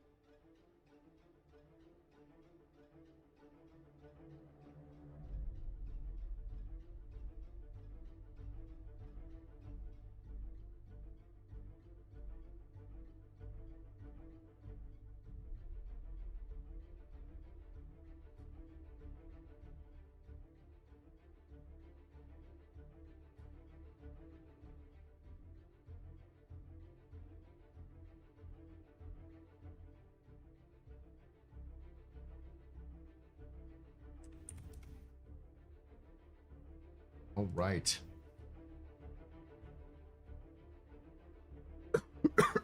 Just finished Andor. My faith in Star Wars is mildly returned. I gotta figure out how to watch that on my own.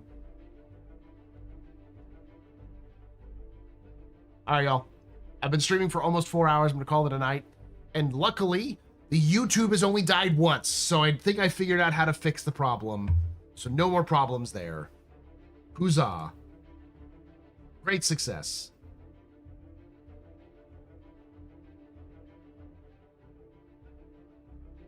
Thank you for watching. I'll be back tomorrow with some Pub and Plays Friday. I don't know what we'll do. Loken and I, we may do some Helldivers. We may do some Star Citizen. We'll see. And Saturday, we've got a Captain's Table. We're talking about PvP versus PvE. Fun topic.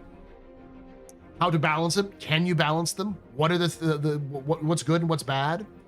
And then Sunday we'll be doing a League expedition. We'll probably just end up doing working together with the to do the missions for the event, but we'll see.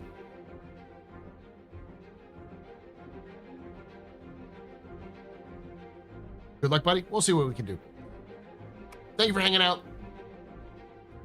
Why it's got to be versus? Because you gotta have some drama. Drama makes things exciting. Thank you for hanging out. Thank you for watching. And I'll try to have another lore video out this weekend. Can't promise anything. I'm not feeling very good, and there's a couple of things going on. But I'll definitely have a couple lore videos out before the next 2 weeks or so, just because I need to, because I've been putting it off and lots of other problems. But we'll have some more videos out, and I'll have at least another video out next week of the next review of the Cutter series that I've been doing of all of my reviews of Star Citizen ships. Thank you for hanging out. Thank you for watching. And like I say every time, hope to see you someday. The Black.